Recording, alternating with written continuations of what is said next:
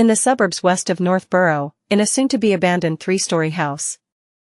It originally belonged to the Backland Medical School, but the latter's main campus had now moved to a better and more suitable location, leaving behind only a small number of teaching staff and students who were left guarding the area after failing to graduate. Audrey was wearing a white gown and white mask. Her smooth blonde hair was also coiled up and stuffed under a cool-colored surgical cap. She darted her eyes to the side and looked at Furs Wall, who was dressed in the same way. She always felt that Furs had a special temperament that seemed to make her more suited to such attires than herself. It's the kind of temperament that allows her to pick up a scalpel and cut open a patient's stomach at any moment. Audrey didn't say anything. She followed half a step behind Furs as they entered the classroom in front of them. She was startled by the information she had received from Furs because Mr. Fool had said it was a simple task. Considering that the simplicity of said task might be from Mr. Fool's point of view, Audrey took advantage of the moment when she was alone, changing into a disguise, to recite his honorable name and silently pray, so as to report everything that had exactly happened. However, she had yet to receive a response.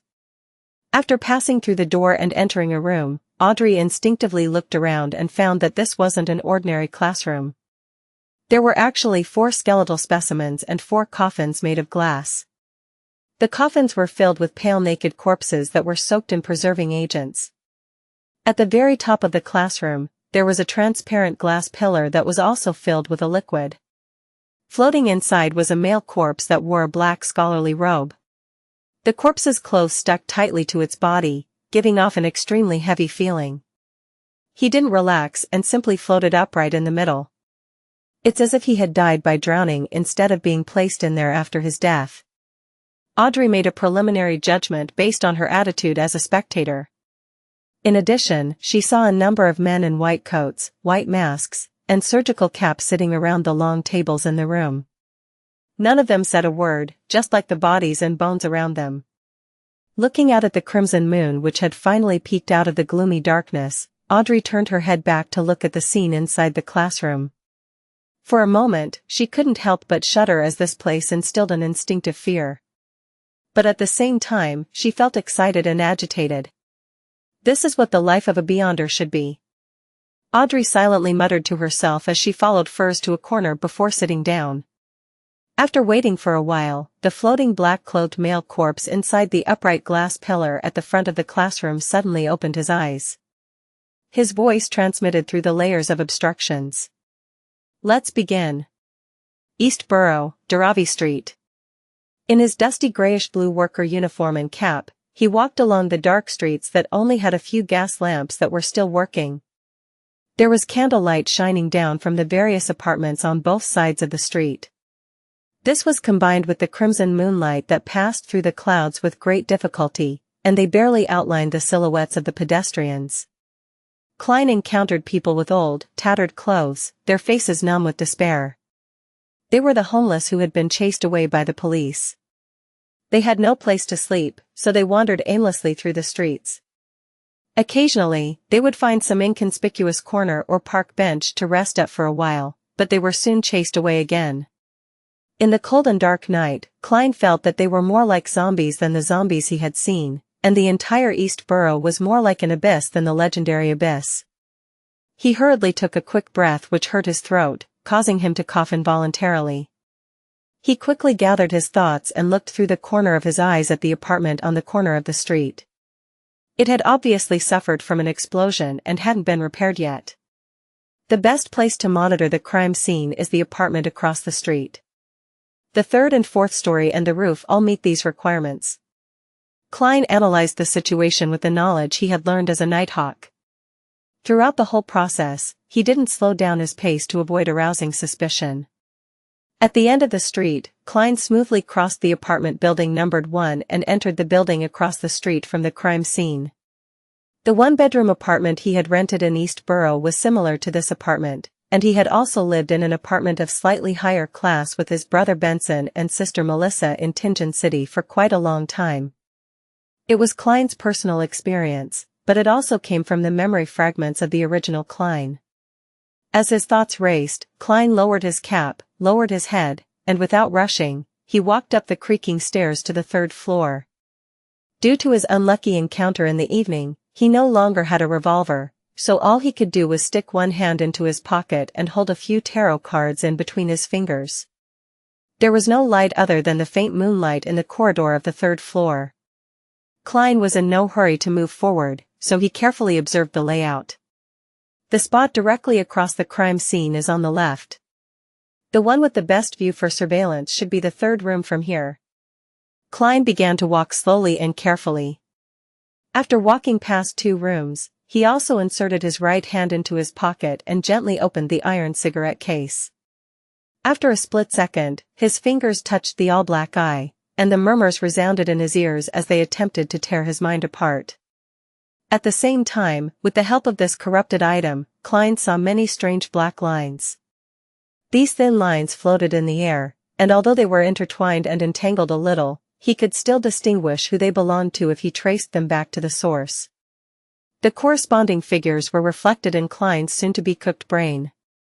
There were men, women, and children sleeping in the bunk beds, and several tenants lying in bed on the floor. Other than that, there were no other special spots, nor were there any hidden figures. The illusion in front of him and the auditory hallucination in his ears slowly improved as Klein quickly retracted his hand from the all-black eye. He endured the pain as he continued to move forward. Once he felt some relief, he would immediately observe the other room. Unfortunately, his efforts of searching the entire apartment to see if there were any places that allowed the observation of the crime scene was in vain. Phew. Klein cowered in a corner of a balcony, his hands were on his knees as he panted heavily. Tears streamed from the corners of his eyes, and from time to time, his nose would run as if he had fallen sick. This was the result of his repeated contact with the all-black eye within a short period of time. Even with Klein's resistance in this area, he wasn't completely immune to it. The only thing that satisfied him was that it only agitated him and didn't corrupt him. Otherwise, he would have given up long ago and wouldn't have dared to try again. That would have led directly to devolving into madness. After resting for a while, Klein finally calmed down and switched to a different apartment that didn't have the same view as this one, but it was still for naught. Did I interpret it wrong? The clues are at the scene of the crime? When Klein returned to the street, he looked suspiciously out of the corner of his eye at the apartment with traces of an explosion. With the mindset of just giving it a try, he put his hand back into his pocket, pushed the metal cigarette case open, and stuck his hand inside. He wanted to see if anyone was hiding in the apartment where the crime scene was located. With a hum, Klein's head suddenly felt like it was being smashed as his body wobbled a little. Like a drunkard, he staggered forward and looked at the apartment which had signs of an explosion. As he was too far away, he couldn't clearly see the black lines, nor could he trace the source of the black lines. He could only barely distinguish where the black lines had gathered, and this indicated that there was someone present. No. Klein quickly swept the area and made a rough judgment. Suddenly, he noticed a black line floating out from the crime scene on the third floor which merged into the air. This? Klein's pupils shrank, and he made a confirmation before quickly withdrawing his hands so as to stop being in contact with the all-black eye. There's someone in the destroyed room. That murderer is actually crazy enough to wait for investigators to come to the crime scene? Isn't he afraid that official Beyonders will take over the case?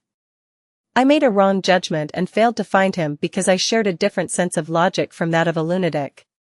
Many thoughts flashed through Klein's mind as he slowly exhaled and pretended that nothing had happened whilst he walked in a circle until he reached the entrance of the apartment building. By then, all the negative effects he had suffered from the all-black eye had been quelled. Controlling his facial expression and body language, Klein headed up to the third floor as if he were going home, his footsteps quick and heavy with fatigue. In the darkness of the corridor, he caught sight of the doorless room which had half its walls collapsed. Then, he casually headed for the public bathroom. As he neared the room, his hand, which had been in his pocket, touched the all-black eye. Again, the mind-wrecking murmurs and the blurred hallucinations assaulted him. Through the corners of his eyes, Klein saw a black, illusory thread spread out from the crime scene. As he traced the source, he found a man who had completely merged into the shadows. His aura was the same color. The man was extremely tall, almost 2 meters in height. The corners of his mouth drooped slightly, making him appear rather eccentric. His cold eyes were like those of a wild beast's, possessing a ferocity that couldn't be hidden. "It's not Lenivus." Klein withdrew his fingers, relaxed his body, and avoided the likelihood of staring. He entered the public bathroom at the end of the corridor without stopping. Nor did he alarm the man. The public bathroom and the crime scene weren't on the same side. He wiped off his cold sweat, and after quelling the negative effects, he directly jumped out the window, climbing down skillfully before leaving with brisk steps. He didn't stay a moment longer. He knew that in a few minutes the man would be alerted to the absence of someone who had gone to the bathroom, so he had to get as far away from the street as possible. It wasn't that Klein didn't want to walk back the way he came from, but if he didn't know which room he could go to, it would similarly expose him. The clown quickly ran and circled around a huge area before entering that one-bedroom apartment he had rented in East Borough. He then went above the gray fog to confirm that there was no danger of him being caught. That fellow must have had some sort of deep connection with Lenivus. After a moment's thought, Klein conjured a portrait of the man from earlier, sending his thoughts to the crimson star that represented Miss Justice. Soon after, he said solemnly in a tone of authority, "This is a clue." Inside the soon-to-be abandoned medical school building, Audrey suddenly felt adrift as she took a detour to leave the gathering which had just ended. She saw the familiar thick gray fog and the blurry figure situated in the center high above. "This is a clue." Accompanying Mr. Fool's solemn voice were scenes that looked like a film reel, a colored one at that. A man who wasn't particularly muscular but was nearly 2 meters tall in height was wearing a black priest robe and standing in the shadows. His light yellow hair was slightly curled, and his dark brown eyes were cold with malice. The corners of his mouth drooped slightly, making him look like a ferocious wolf. A clue? A clue to the bombing on East Borough's Derrick Street and Gavin's drowning? Is this the murderer? Audrey stared blankly for a moment before immediately coming to an understanding. Mr. Fool already has a clue. He's really impressive. No, he's omnipotent. After sighing to herself, she turned to look at Furs. As soon as Furs removed her mask and surgical cap and got into the carriage, she noticed Miss Audrey's slightly strange gaze. She immediately asked in puzzlement, "Is there something on my face?" "Nope." Audrey looked away and sat down before removing her disguise. Furs recalled the gathering and asked curiously, "Miss Audrey, why didn't you announce that you were purchasing the Spectator formula? You could have established contact with the psychology alchemists that way." She remembered that the generous Miss Audrey had remained silent most of the time and only sold some spirituality-infused materials and responded to buying other varieties accordingly. Audrey smiled faintly and said, "This is my first gathering in this circle. I think it's more important to observe and wait. I'm looking forward to the potion formula and even more so, the mystical items, but I told myself that there's no rush. It would be a better strategy to familiarize myself before taking action. This is also a professional habit of the Spectator pathway. Moreover, there were no beyonder ingredients like dark patterned Black Panther spinal fluid or Spring of the Elf's marrow crystals which Mr. World wishes to obtain." Audrey silently added. Looking at the girl who wasn't 18 yet, Furs suddenly felt that she was more mature than ever before. She suddenly laughed at herself and said, "If I had been like you back then, I wouldn't have wasted such a precious opportunity." Audrey gave a reserved smile as a response before saying, "I'll ask some special friends in the morning if they have any leads on the Derrick Street bombing. Wait for the information at the same place with Zio." "All right." Furs nodded without any doubts. Instead of returning to Minsk Street, Klein slept in the one-bedroom apartment in East Borough's Black Palm Street. He was afraid that the suspected murderer in the black priest robe had accomplices who could be searching the streets for him. Although the probability of meeting him wasn't high, and he had disguised himself ahead of time so that it was unlikely he could be recognized, his divination indicated that there was a possibility. To be cautious, Klein made do and decided to spend the night at East Borough. At dawn, he changed into another dark blue worker's uniform, put on a light brown cap, and left the room. He went down the stairs and into the street. At that moment, the white fog with a yellowish tint shrouded the surroundings. There were blurry figures of people passing by, and the cold morning air was soaking into their clothes. Klein lowered his head and hurried along, just like the people around him who had gotten up early for work. While walking, he saw a man in his 40s or 50s ahead of him. He wore a thick jacket and had gray hair around his temples. He was pacing in place and fumbling for a cigarette while shivering. Finally, he took out a box of empty matches in his clothes' inner pocket. Just as he opened the matchbox, his right hand quivered, and the crumpled cigarette fell to the ground and rolled in front of Klein. Klein stopped, picked it up, and handed it to him. Thank you, thank you. I can't live without this old friend. There's only a few left. The man thanked him sincerely and accepted the cigarette. His face was pale, and he appeared to not have shaved for quite a while.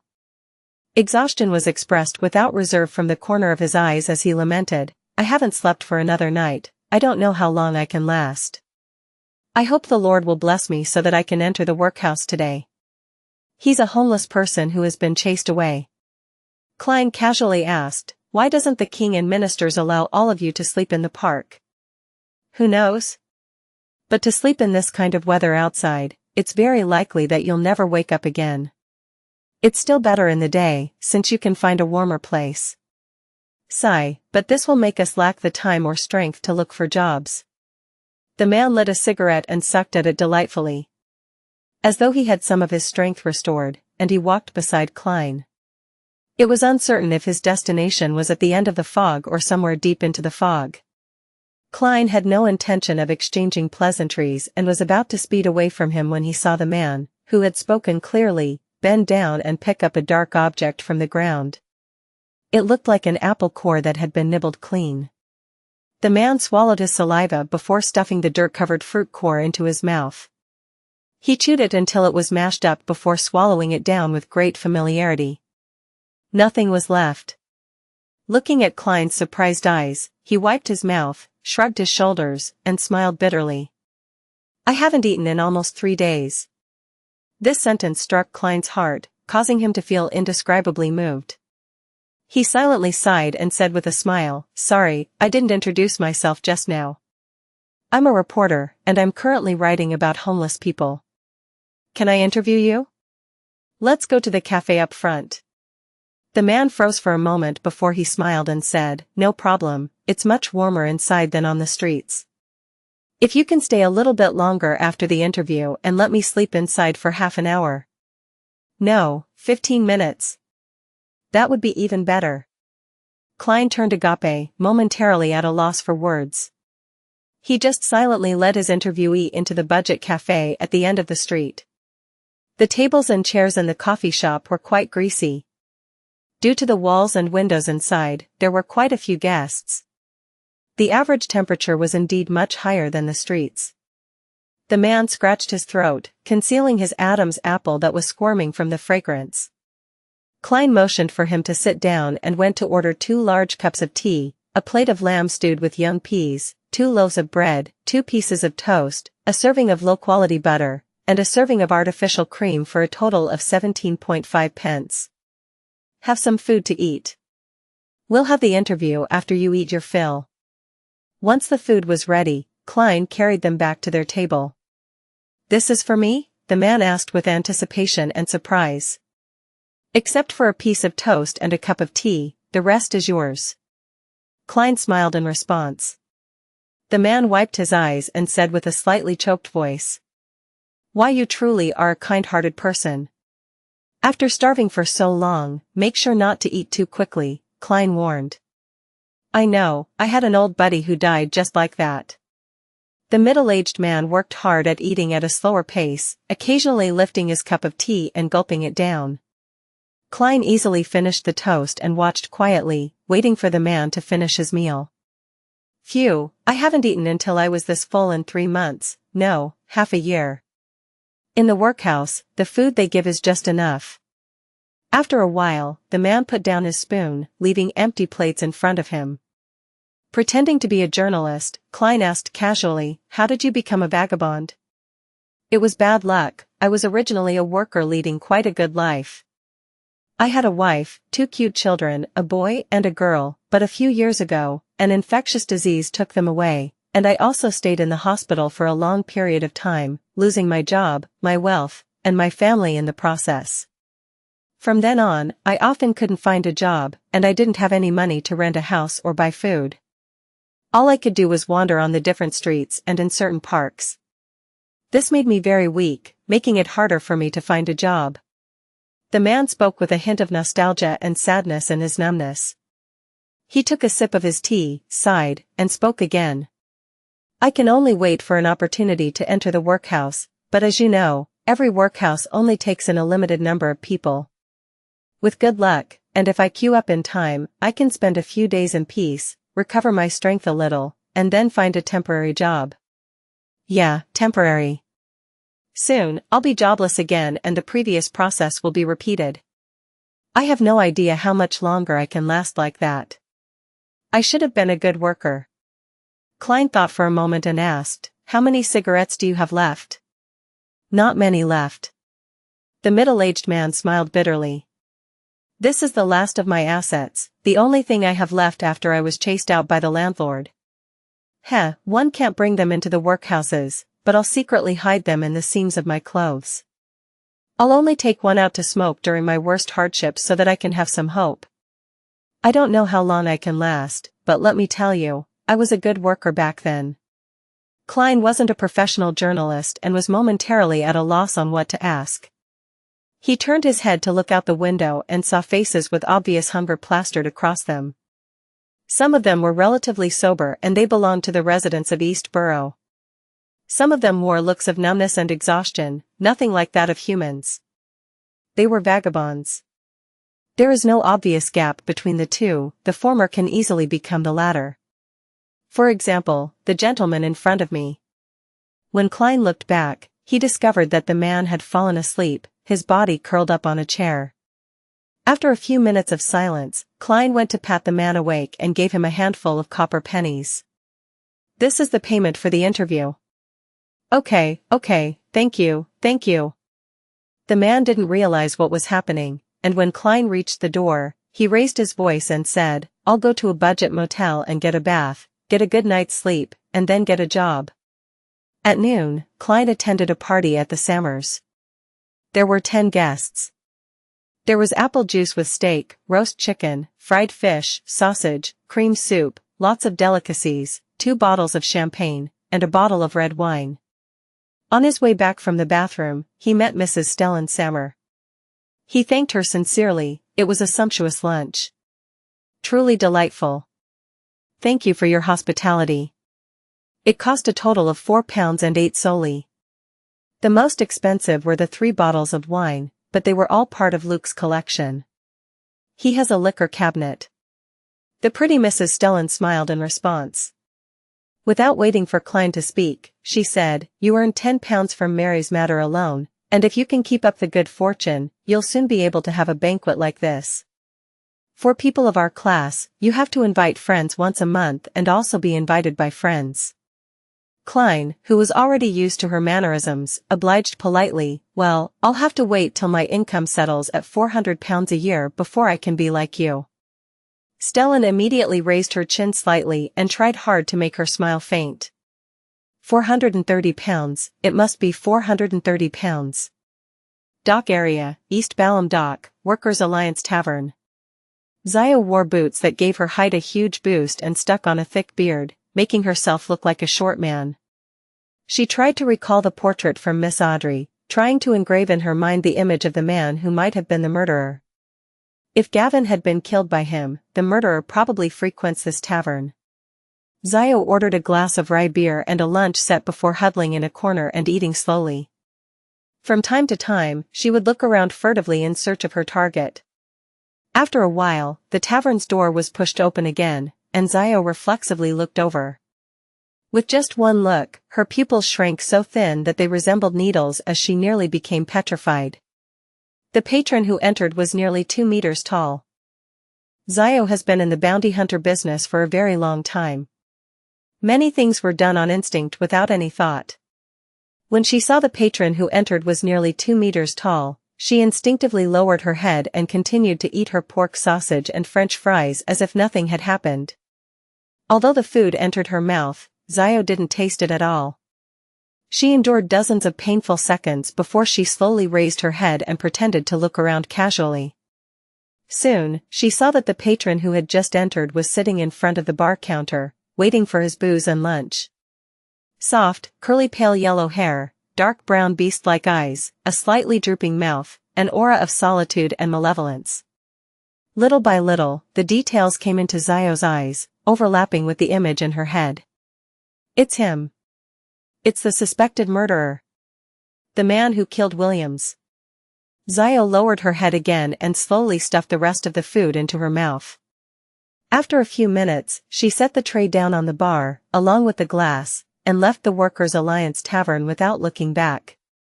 Due to her high boots, they effectively masked the most obvious feature of her body. Outside, Xiao slowed her pace and found a secluded spot to observe the people entering and exiting the tavern.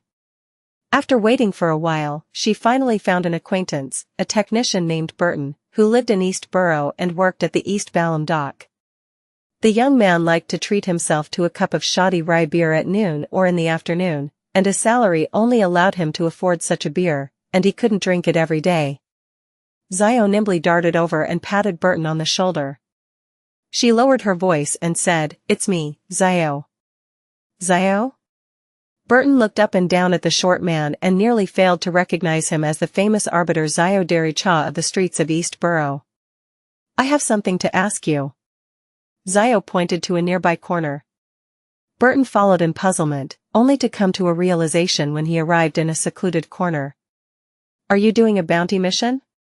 He had heard that Xiao was also a bounty hunter. "Yes."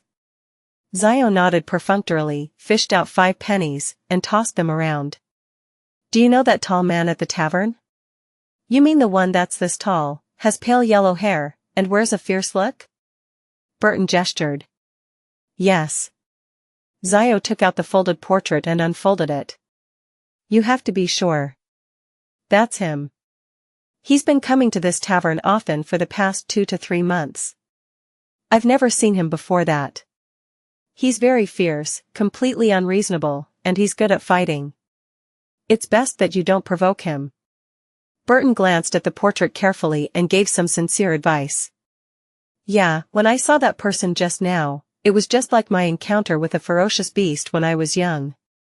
I felt that I was in danger and wasn't a match for him, so I had to immediately avoid him." Xiao secretly exhaled and asked, "Do you know anyone he's in close contact with?" "No idea. He's not very sociable and he seldom speaks. We don't even know what his name is. We have given him a nickname, Giant." Burton curled his lips and shook his head. Xiao thought for a while before asking again, "Where else have you met him, besides the tavern?" "You can ask your friends the same question.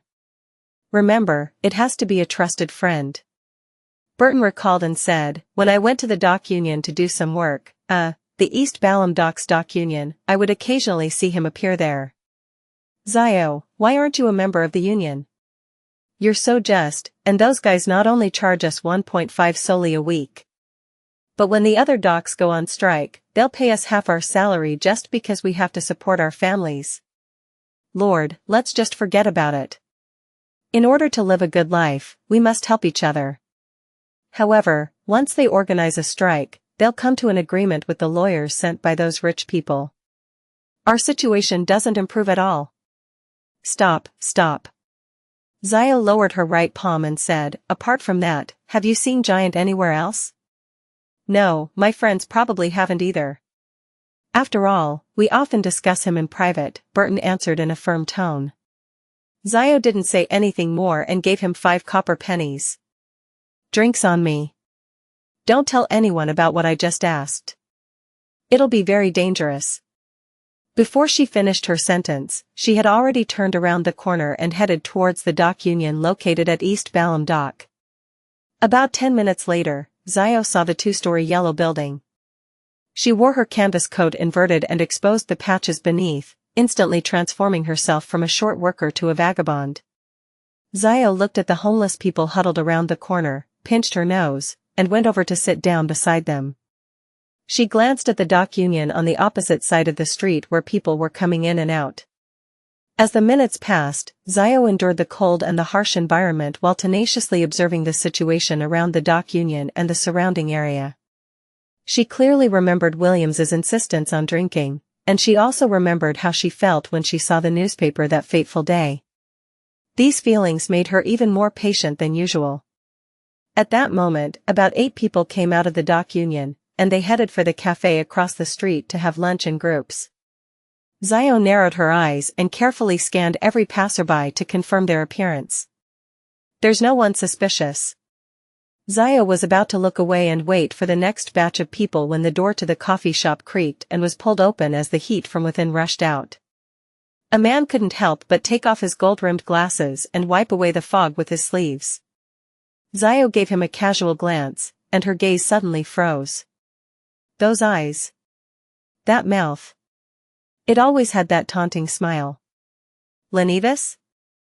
Xiao jerked her head back, not daring to look again. The man from before had bronze skin and short hair, and his face was craggy. He was very different from the portraits, except that his eyes and mouth gave her a familiar feeling. It was the feeling of taunting everyone. Is it Lenivus? Can it be Lenivus? Xiao bowed her head and stared at the flagstones on the street. At the Sammers. After a sumptuous lunch, the hosts and guests gathered in the activity room to chat, and they agreed to play Texas together. Interesting rumors and humorous stories echoed intermittently as Klein maintained his smile, interjecting from time to time. He also saw the Sammer family's 2 children entering and exiting energetically. And next to him, Jürgen Cooper wore his usual serious expression, occasionally providing legal advice for the discussion. Klein smiled, turned his body slightly, and asked in a low voice, "Are you bored?" "No, their topics are very interesting." Jürgen nodded seriously. Klein was stunned and blurted a question, "Then why don't you laugh?" Jürgen frowned slightly and looked at him in puzzlement. "Why are you smiling?"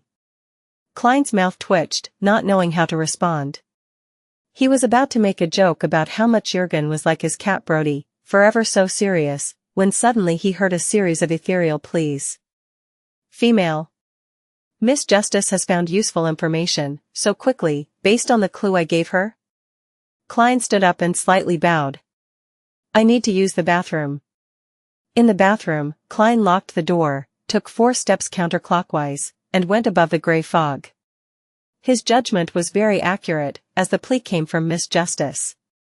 Klein suddenly felt nervous as he emanated his spirituality in anticipation and seriousness to listen to her words. After the usual honorable name, Justice recounted truthfully, they discovered the clue you provided at the Workers' Alliance Tavern in the Pier District's East Balham dock. The person's nickname is Giant. After tailing the Giant and figuring his in and outs, they discovered a person suspected to be Lenivus at the East Balham dock's dock union. Temporarily, they don't dare to approach Lenivus because Giant is very powerful and dangerous. They can only continue waiting for an opportunity. In the meantime, they've also asked if they could notify the police and collect the bounty after confirming that it's Lenivus. Lenivus has a very powerful and dangerous helper. Does he have any other helpers? Is there a faction backing him? Why did he kill so many people? What was he planning to do by being in the dock union? A series of questions flashed through Klein's mind, making him feel that things were much more complicated than he had expected. As for the last request, his answer was undoubtedly yes. He would even suggest to the other party that they should inform the Church of the Evernight Goddess directly because there was a possibility of the police leaking the information. Getting the Nighthawks of the Church of the Goddess to kill Lenivus is also a form of revenge. Klein silently murmured to himself. He had a strong urge to immediately confirm that the man was Lenivus, lest things changed because he waited too long. He took a deep breath, suppressed his emotions, and undid the spirit pendulum around his wrist on his sleeve. There is danger going to the dock union for confirmation. Closing his eyes and chanting 7 times, Klein opened his eyes and looked at the topaz pendant. He discovered that it was motionless, completely still.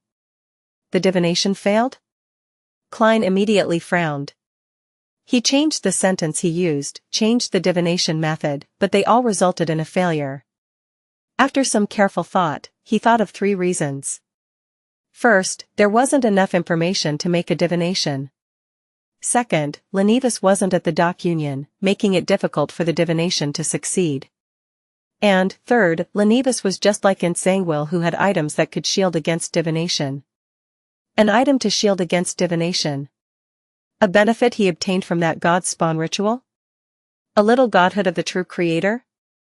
Klein thought for a few seconds, then decided that no matter what, he had to make a trip to the dock union. There were certain things that needed to be done even though danger was a certainty. If the 2 ladies were able to observe secretly without being seen, so can I. I only need to meet with Lenivus once and I can confirm it with divination. Of course, I can't be rash. I have to prepare in advance. For example, I have to send the all-black eye above the grey fog and not carry it with me. That's to prevent the spiritual corruption of the true creator from resonating with his godhood. Another example, I should elevate my height so that the giant wouldn't be able to recognize me as the passerby from last night from my figure. For example, I should find a suitable and sufficient reason to not arouse suspicion. Yes, I can pretend to be a reporter and head there for an interview. I'll visit Mike Joseph later and borrow his false reporter identification. The corner of Klein's mouth slowly curled up as he blanketed his body with his spirituality before descending back into the real world.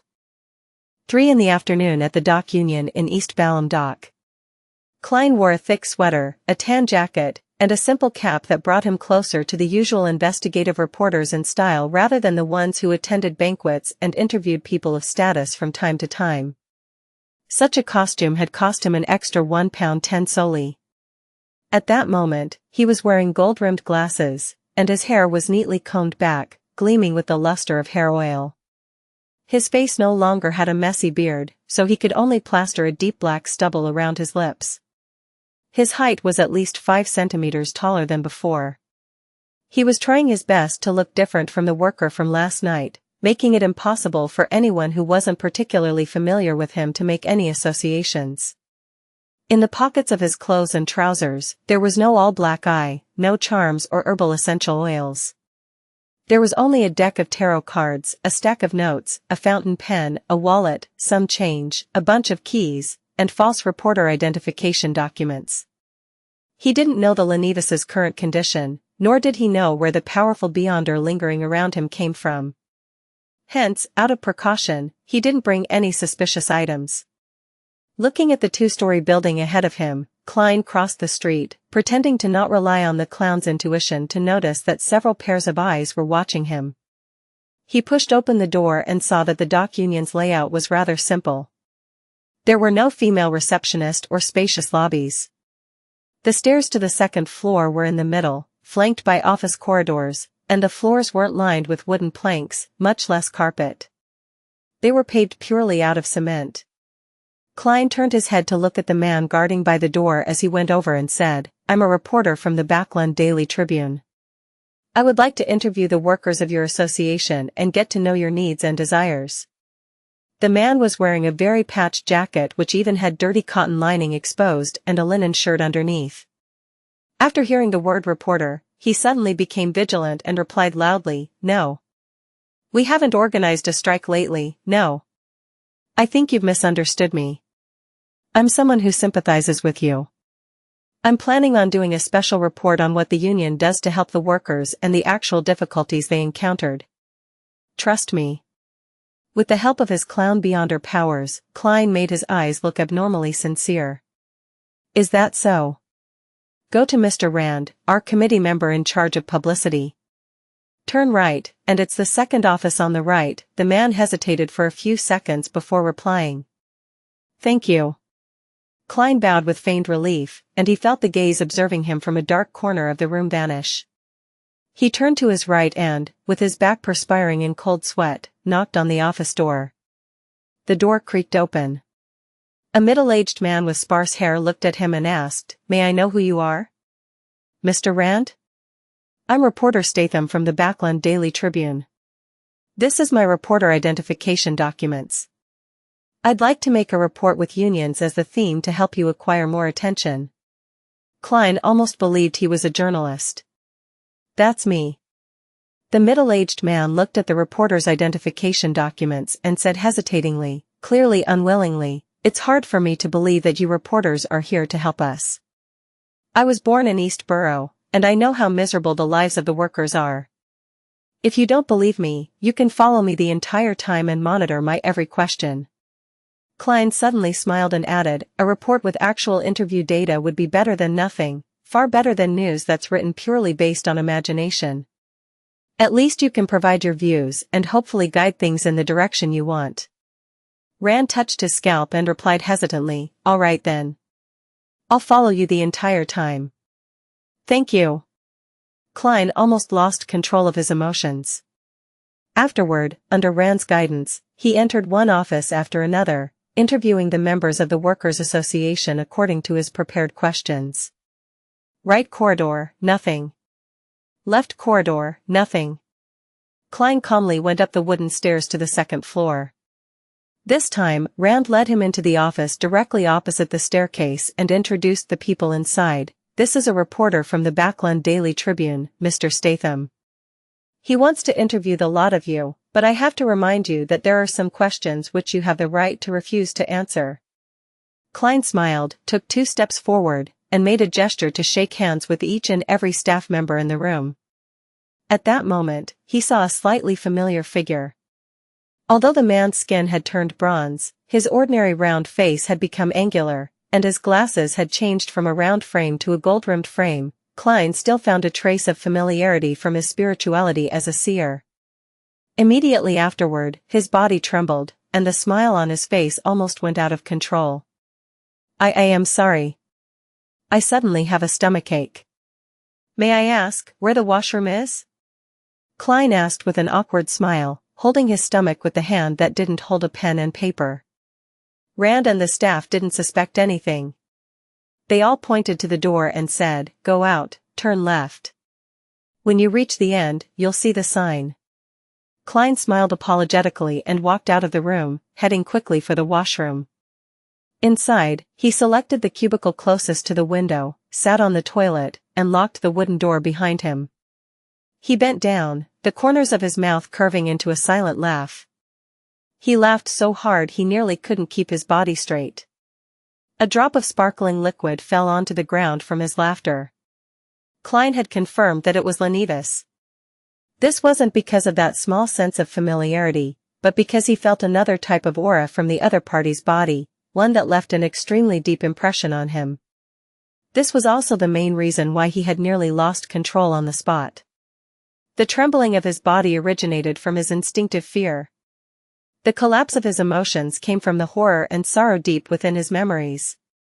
That was the aura of the true creator. Klein washed his face and went on with the interview as if nothing had happened. Even while facing Lenivis, who had somehow changed so much, he continued to ask questions and record the answers. After finishing all of this, he bade farewell to the Workers' Association and walked out of the dimly lit building. Outside, the sky was cloudy and misty, as if the evening had come early. The true creator's aura can only come from his body or spawn, as well as things that extend from the two. For example, items bestowed by him, or his godhood. This corroborates with what Lenivis said to Hood. In addition, there's that tinge of familiarity. I didn't even need to go above the gray fog for divination to confirm that it's him. If it wasn't for me having already interacted with the true creator a few times and coming close to his mental corruption, there's no way I could have recognized that aura to be his, which didn't contain any strength and of his nature. Klein felt heavy emotions, but he appeared very relaxed. He stood on the street and purposely organized the interview notes. In the process, he caught a glimpse of a slightly familiar figure among the vagabonds across him. Miss Sayo? Klein instantly made a guess with what he knew. He didn't stop, and he put away the notes before walking towards the tracked public carriage station. At this moment, a horse carriage suddenly stopped in front of him. We meet again. Sitting in the carriage was a thin, elegant, middle-aged gentleman with white hair at his temples. He was the great detective who was helping the police investigation, Isengard Stanton. As for Klein, he didn't look any different than usual. He was just a little taller and had changed into a new set of clothes. What a coincidence, I was just thinking about the last time I interviewed you, Klein answered deliberately. Isengard suddenly understood and changed the subject with a smile. I'm here to investigate a case. The death of Sibber has been eliminated and I'm in charge of it. Her death is very close to East Balham Dock. So it's indeed a copycat crime? Klein feigned ignorance. After exchanging a few pleasantries, he got into the tracked public carriage. Instead of going straight home, he made a transfer and headed to the Quelag Club in Helston. In the club's lounge, he quickly went above the grey fog to confirm that no one was following him. Only at this step did Klein completely relax and feel some lingering fear. The aura of the true creator lingered in his mind like a nightmare, leaving the clothes on his back moist after they repeatedly dried. To be sure, Klein conjured a yellowish-brown goatskin parchment and a dark red fountain pen before writing a divination statement he had already long thought of. The source of the inexplicable familiarity earlier. Putting down his fountain pen and leaning back into his chair, he began to mumble as he entered the dream. In that grey and illusory world, he saw a figure. This figure had ordinary facial features. He wore round glasses, and he had a condescending and taunting smile from beginning to end. He was none other than Lenivus. I've finally found you. Klein no longer used his clown ability to control his facial expressions as he muttered to himself through clenched teeth. Then, he sat up straight and prepared to answer Miss Justice's prayer. Klein controlled his emotions and said in a deep but cold voice, "There's no need for confirmation. That is Lenivus. You can inform the Church of the Evernight Goddess and tell them that Lenivus has the godhood of the fallen creator." Audrey, who was watching her father train the hunting hounds with Susie, froze when she heard Mr. Fool's response. Fallen creator. Isn't that the true creator? That swindler actually has the godhood of the true creator? Such a simple mission actually involves the godhood of the true creator. As expected, I knew Mr. Fool had other deeper motives. He was targeting the true creator. As expected of Mr. Fool. Many thoughts flashed through Audrey's mind. Audrey, who had set up an urgent communication method with Zio and Furs, quickly passed on Mr. Fool's message to the two ladies through the huge golden retriever, Susie, claiming that the information she had received came via other sources. In the corner of an old church, as Zio was thinking about how to confirm Lenivus's identity, or how she should create chaos and avenge Williams, she unfolded the ball of paper. There's no need to confirm. He's Lenivus? Zio's eyes widened as she quickly skimmed through the rest of the paper's content. The piece of paper clearly wrote. The only choice is to notify the Church of the Evernight Goddess. Alert them that Lenivus has the godhood of the true creator on him. Godhood? The true creator's godhood? Zio blurted out as she looked at the golden retriever in front of her in shock, only to realize that she was equally dumbfounded. What? Furs was listening when she suddenly felt something was amiss. She hurriedly reached out for the piece of paper and scanned it. After a moment, she curled her lips and said at a loss, This must be a joke, right? How did we get involved in a matter that's tied to an evil god's godhood? This was meant to involve the capture of a cunning swindler worth only £200. In response to Furs's question, Susie could only express the notion that she was only a dog and that she didn't know what was happening either with her innocent eyes. Not expecting a dog to answer her questions, she turned her head to Zio and said, I'm afraid Miss Audrey isn't as naive and innocent as we thought. She has many secrets. This might be a power struggle between a cult, the nobles, and the church. However, it's evident that she didn't know about the matter of godhood prior to this. She's also being used by someone.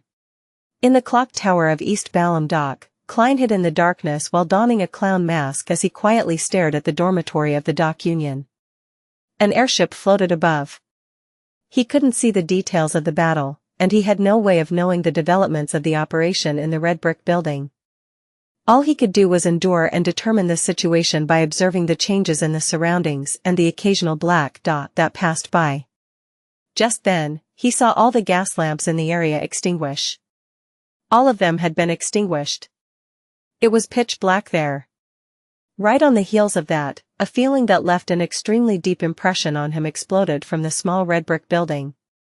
Even from a long distance away, Klein couldn't help but tremble all over, his legs went soft, and he bent his waist. It was the feeling of being looked down upon, a feeling that repressed one's spirit. It was a feeling that was impossible to resist or face. No, don't look directly at God. In his adrift thoughts, Klein seemed to recall the time when he was in the hall of the Blackthorn Security Company. It was like when he was about to activate his spirit vision to probe the mental state of Megos and the baby in her womb. That feeling was exactly the same as it was now. No, it's even more extreme and terrifying right now. How could this be? Wasn't Lenivis just bestowed with a little bit of the true creator's godhood? At most, he would be given one or two other corresponding items. Why does it feel like an evil god is about to descend? Before Klein could shake off the trembling of his body and the numbing of his thoughts, he suddenly felt a deep, serene, and profound darkness engulfing the feeling that couldn't be looked at, probed, or resisted. The two sensations were obliterated at the same time, causing the gas lamps in the surrounding area to light up once again. The airship, which couldn't stop itself from plummeting, floated back up again. Everything seemed to return to its original state, without the slightest change. But Klein didn't believe that everything was over. He stood up with all his might, knowing that something important had happened in the red brick building. The feeling that exceeds a beyonder, at a fundamental level, is no longer there, nor is there the feeling of the descent of an evil god. This means that the true creator or Lenivis's plot has failed. However, the Nighthawks must have suffered some sort of serious blow as well. They might not even have much strength left. At that moment, Klein's heart stirred. He quickly took out the spirit pendulum inside his left sleeve, holding it with one hand as he said in a low voice, "Lenivis is no longer dangerous at the moment." After quickly repeating it 7 times, he opened his eyes and saw that the topaz pendant was rotating counterclockwise. However, its frequency wasn't fast, and its amplitude wasn't large. This showed that Lenivis was still a dangerous man, but to a lesser degree. What caught Klein's attention was something else. The divination hadn't failed again. This meant that Lenivis had been separated from the godhood bestowed upon him by the true creator. A cold wind blew, seeping deep into Klein's bones, causing him to shiver. He felt as if an electric current had instantly drilled into his brain from the soles of his feet. Maybe I can do something. He suddenly had this thought and no longer hesitated. He took 4 steps counterclockwise in the dark clock tower and went above the gray fog. Without wasting any time, he sat down and conjured a piece of yellowish-brown goatskin parchment and wrote a divination statement. Lenivis's escape route. Klein leaned back, quickly chanted the statement, and entered a deep dream. In that illusory, separated, misty world, he saw the slush-filled sewers with their dark, dirty tunnels and rusty metal pipes. It was cramped and sealed. "It's the sewers." Klein immediately woke up, enveloped his body with spirituality, and descended into the gray fog. As soon as he returned to the real world, he took a few steps back and came to the side of the clock tower that faced away from the airship. Klein didn't walk down the spiral stairs but instead somersaulted over the dark yellow fence. With the help of the platform, the bulging spots, and the decorations on the surface of the building, he jumped down level by level. His body was so balanced it was as though he was walking on the ground. In a very short period of time, his feet stepped on the thick flagstones on the street. Inside the small red brick building, 2 Nighthawks wearing red gloves had collapsed by the door unconscious. The ancient silver-plated mirror had rolled to a corner, but it was no longer special. It no longer looked anything like a Grade 1 sealed artifact. However, one could clearly feel that it was recovering bit by bit. Krestet Sezimir was kneeling at an intersection, a stream of tear-like blood streaked down the corners of his eyes. His short, golden-brown hair hung limply, and his standing collars on his windbreaker and shirt were in tatters, revealing his relatively sharp chin and his thin, stiff mouth. Gasping for air, a distorted, semi-illusory, and translucent face appeared on each of his teeth. Casimir braced himself with his left red-gloved hand on the ground. With difficulty, he straightened his neck and looked straight ahead. Directly in front of him was the staircase to the second floor, above which stood Lenivas, who had his linen shirt completely unbuttoned. Lenivas stood very straight, with the pure white, smooth-boned sword stuck in his chest. The skinless flesh no longer formed the outline of the hanging man's figure, leaving behind a void. Vaguely, one could even see his back through the hole in Lenivas's body. Lenivas moved with great difficulty before suddenly laughing loudly. He said with a maniacal laugh, "Ha, thank you. I really need to thank you. For real. Look at my sincere eyes. I really want to thank you. If you hadn't discovered me and arrived in time, I would truly become the vessel of the true creator when he descends in a few months. When that happens, how different would it be from dying?" Casimir was stunned when he heard that. He refused to believe that the person who had his crutch destroyed thanks to his hard work would be so happy. At that moment, he wished to stand, but he couldn't. He was also powerless to resist. When Lenivas saw his confusion, he coughed and said with a smile, "Do you know? To people like me, it's the most miserable thing when there's no one to share a great accomplishment that I'm proud of. When I was in Tingen City, I was deceived by the true creator who not only initiated the descent of his spawn, but he also secretly planted a sapling in my body. No, I even believe that my ghost child was just his ruse. He didn't even get the members of the Aurora Order to protect her to divert attention. It was as though he knew from the beginning that the ploy would end in failure. His true descent was set up inside me. The godhood he bestowed upon me suddenly combined with the sapling in my body after I reached Backland. Can you imagine that? I was being replaced bit by him. In the end, I would become the true creator. Before I came up with a solution, I was found by the members of the Aurora Order through the godhood. Thankfully, they're all lunatics with simple brains. There are always so many fools. Cough. Lenivas spat out a mouthful of foul blood, seemingly recovering some of his mobility. He took a difficult step forward, and his chiseled face suddenly turned soft for some unknown reason as he began resembling his original self. Lenivas reached out to the staircase's handrail and laughed tauntingly. Thankfully, if the true creator wishes to fully descend and completely replace me, he'll need large amounts of pessimism, despair, numbness, resentment, and primitive evil. Only Backland, only East Borough, the factory and dock area, could satisfy his requirements. This gave me a chance to interact with others. I knew that it was unrealistic to report this to the police simply through the people I interacted with because the people I come in contact could very well be members of the Aurora Order. I initially wanted to instigate a strike to get the police to notice me, but I was warned by someone from the Aurora Order. After being tortured, I could only hastily end it. I acted as though I was on the brink of losing control and had gained the opportunity to head into the sewers to vent. During this process, I secretly used my blood to corrupt the creatures living in there, turning them into terrifying mutated monsters. Unfortunately, before you could fully investigate the reason behind it, it was discovered by the Aurora Order. Apparently, a member of theirs died under a mutated monster. Sigh, now that I no longer have the godhood or the sapling, my blood no longer has such effects.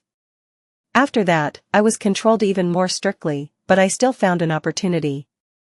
I killed a prostitute and used the cruelest method to attract the attention of the police, but who would have thought that the people of the Aurora Order would disguise the case as part of series of serial murders? I still failed to receive the rescue I needed.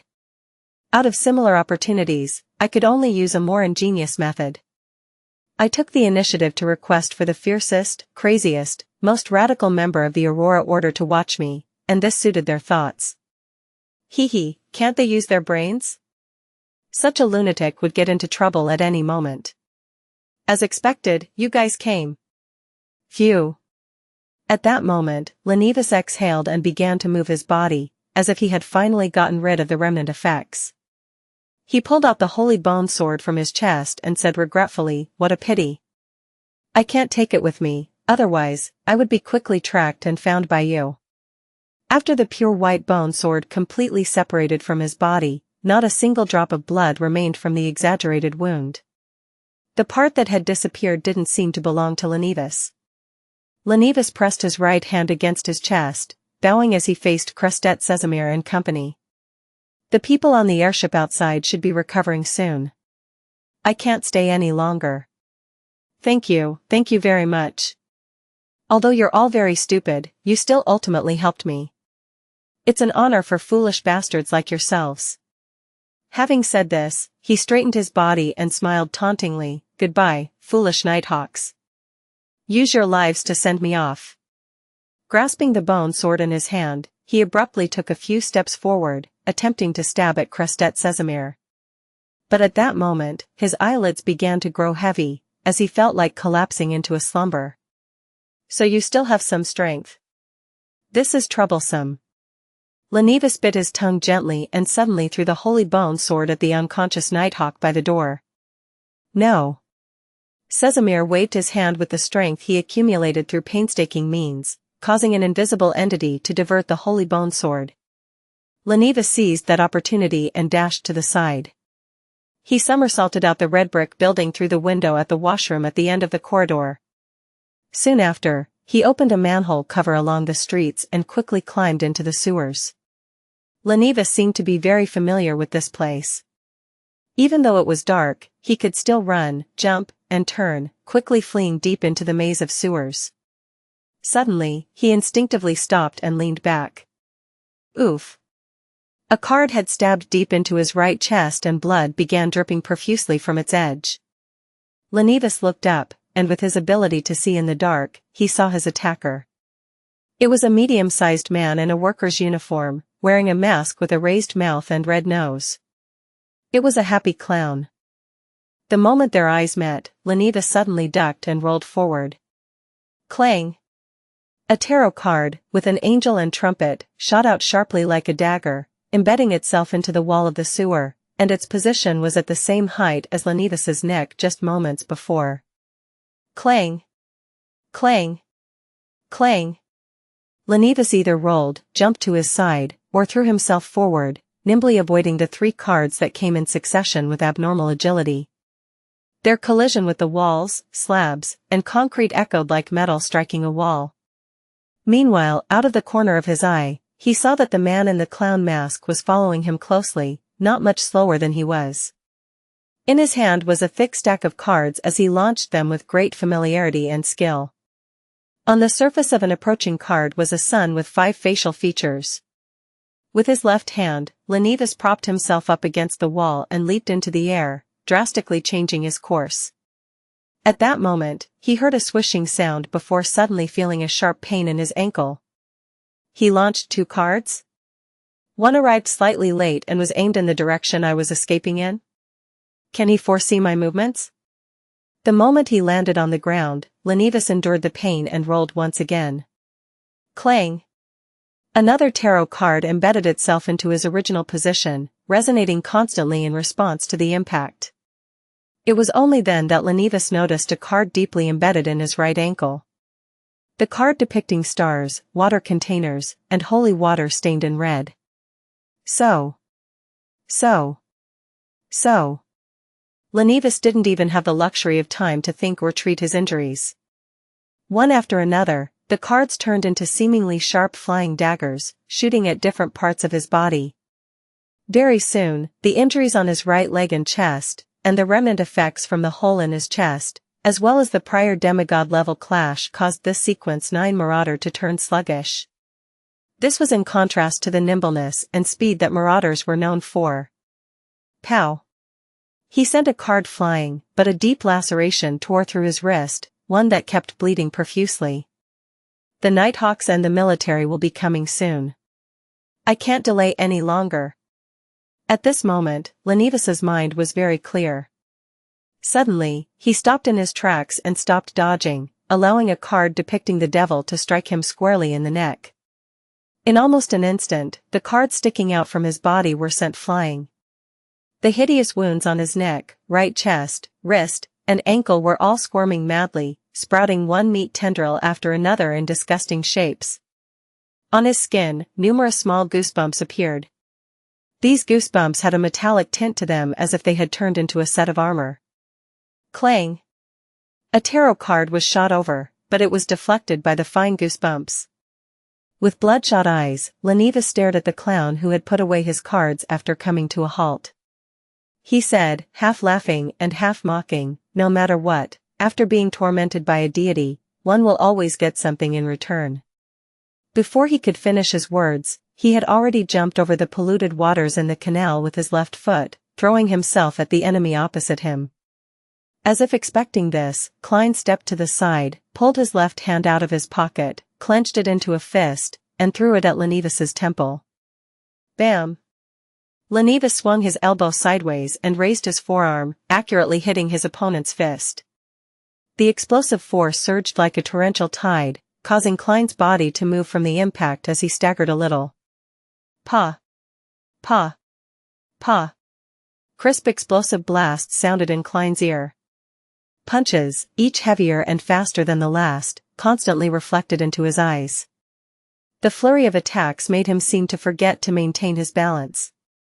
He staggered and fell to the side, then, with the support of his left elbow, he rolled in a different direction. Smack! Smack! Smack! Bang! Bang! Bang! Lenevas's punches and kicks came quickly and furiously, almost hitting Klein quite a few times, but thanks to his exaggerated balance and movements that defied common sense, he managed to dodge successfully. At times, he would be on the wall and at other times, on the ground. It was as though he was performing an acrobatic act. He appeared very calm without the slightest bit of impatience. It was as though he had decided to drag out the battle as long as possible until the Nighthawks and the military arrived.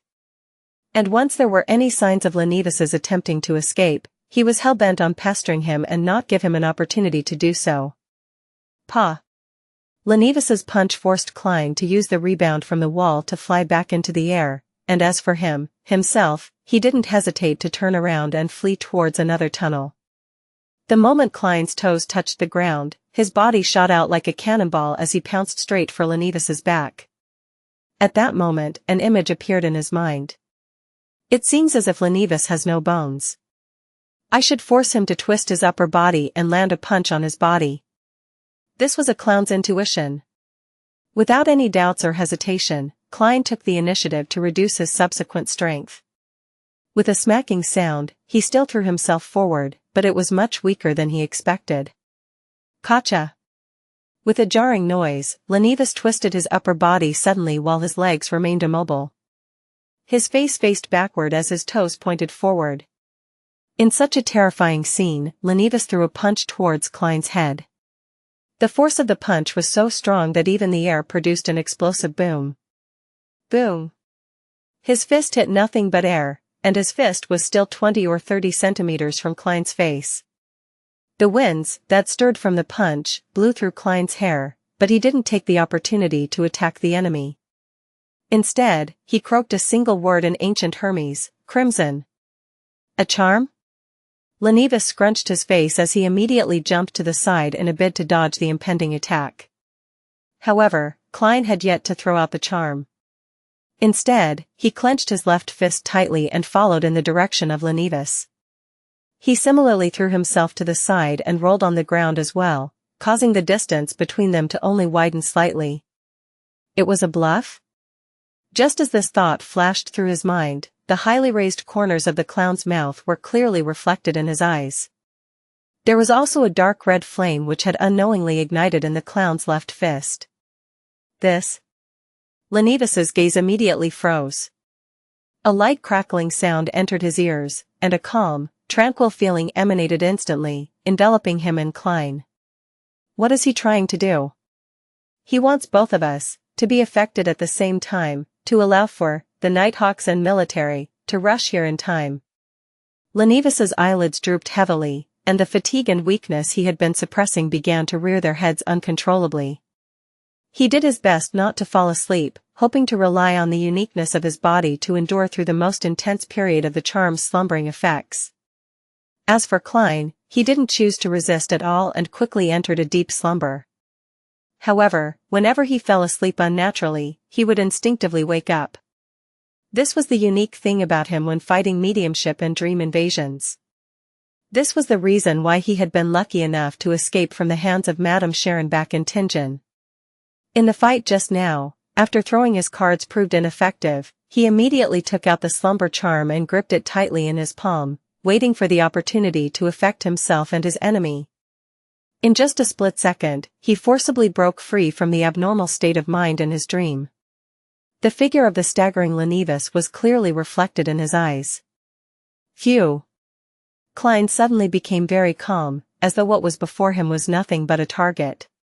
He took a deep breath, turned his waist, and pulled back his shoulder before thrusting his fist forward with all his strength. Bam! Gotcha! His fist landed ruthlessly at Lenivus's throat, breaking his bones and splattering his flesh. Lenivus took 2 steps back and leaned against the wall. That intense pain finally allowed him to extricate himself from the slumbering effects, but the fine iron-colored goosebumps on his body were all gone. After Klein's punch landed, he reached into his pocket with his left hand and pulled out 2 cards. So. The 2 cards each stabbed into an eye. A scarlet liquid gushed out. Lenivus surprisingly endured the pain without letting out a tragic cry. Instead, he abruptly threw himself forward in a bid to make his last stand. Klein didn't take advantage of the situation to attack. Having long expected this, he turned his body to the side and took a step back. Right on the heels of that, while seizing the moment when Lenivus's fell forward, he took 2 steps and arrived behind him. He reached out with his arms and grabbed his enemy's neck. Gotcha! Klein's arms exerted force, and he suddenly turned around, twisting Lenivus's neck. After doing all of this, he took 2 steps back and looked at his enemy. With the card embedded in him, Lenivus looked ahead weakly as he slumped to the ground. At the same time, he was very confused and asked in a staccato manner, "Why, do you want to kill me?" With his clown mask on, Klein stared at his archenemy and replied indifferently, "No reason." "No." With his eyes wide open, Lenivus collapsed to the ground in the sewers, unable to accept his fate. Finally, his breathing came to a stop. At that moment, Klein, who seemed to be extremely calm, suddenly stepped forward, tightened his right leg, and, with all his strength, kicked him in the head. Bam! His neck, which was already badly mutilated, could no longer bear the pressure and was sent flying like a rubber ball. It slammed heavily into the wall, creating a red and white patch. Upon seeing this scene, Klein suddenly crouched down. Ha ha ha, ha ha ha. Ha ha ha ha ha ha. He laughed crazily with a suppressed voice. The clown mask looked so very happy. The corners of those raised lips, the bright red nose, and that white face wore a very happy expression. Ha ha, ha ha. Ha ha ha. Klein laughed so much that he went out of breath. His laughter was more jarring than crying. After a few seconds, he finally calmed down. He slowly straightened his body and winked with his left eye at the darkest part of the sewer. Then, he smirked and muttered to himself, "Captain. Look, we've saved Lone once again." Droplets of liquid quietly slid down and landed on his collar. At that moment, he felt that his clown potion had been digested completely. 288 A scene filled with symbolism plus, turn off reset.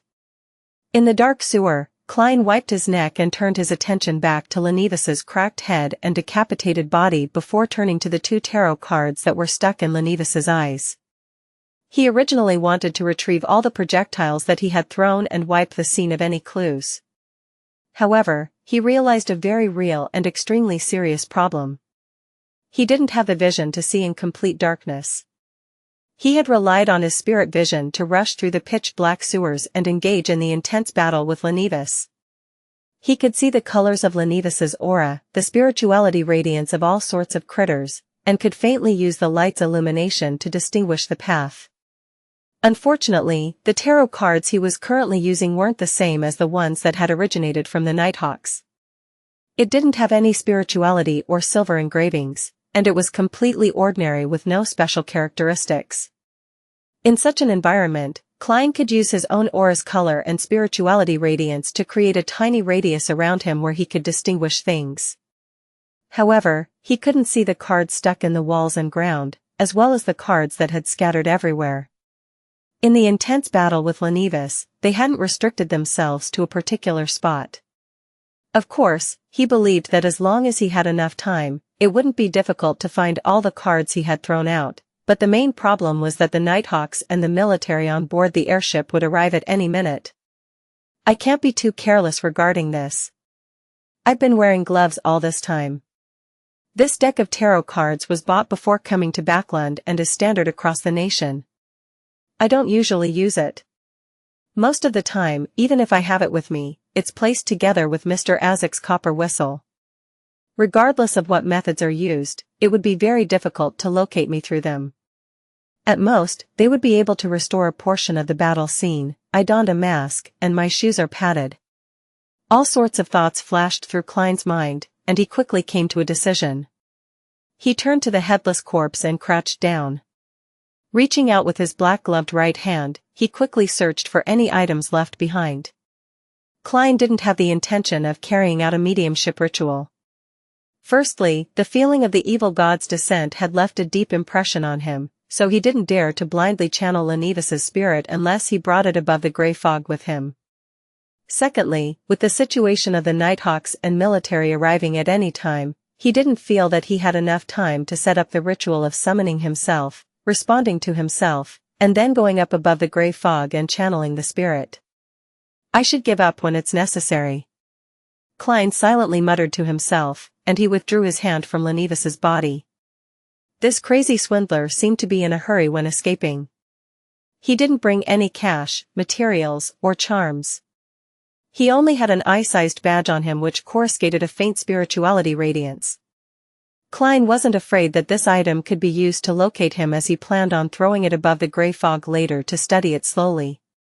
Therefore, he stood up and put the badge in his pocket. He stole a glance at Lenivus's corpse, and without waiting for the Beyonder characteristic to appear, he used his left black-gloved hand to remove the remaining tarot cards. Then he stretched out his left arm and placed his palm directly above the Lenivus's corpse. All of a sudden, Klein released his grip, allowing the tarot cards to fall, like leaves cascading over the headless corpse. Some of them faced up with pictures and numbers printed on them, whilst others had dark red patterns on their backs. After doing all of this, Klein took out Azek's copper whistle and tossed it a few times. Then, without looking back, he ran deep into the sewers. After almost 2 minutes, figures finally arrived at this place. Some of them were wearing thick black windbreakers, while others were wearing well-tailored military uniforms. The leader of the group was Crestet Sesamir, who was carrying a pure white bone sword. His red gloves were smeared with dust, and his determined face showed obvious signs of fatigue and frailty. They stopped a few meters away from the body, and through the means of their night vision, they could see Lenivus's corpse and his head against the wall. There were 2 tarot cards stuck in his head.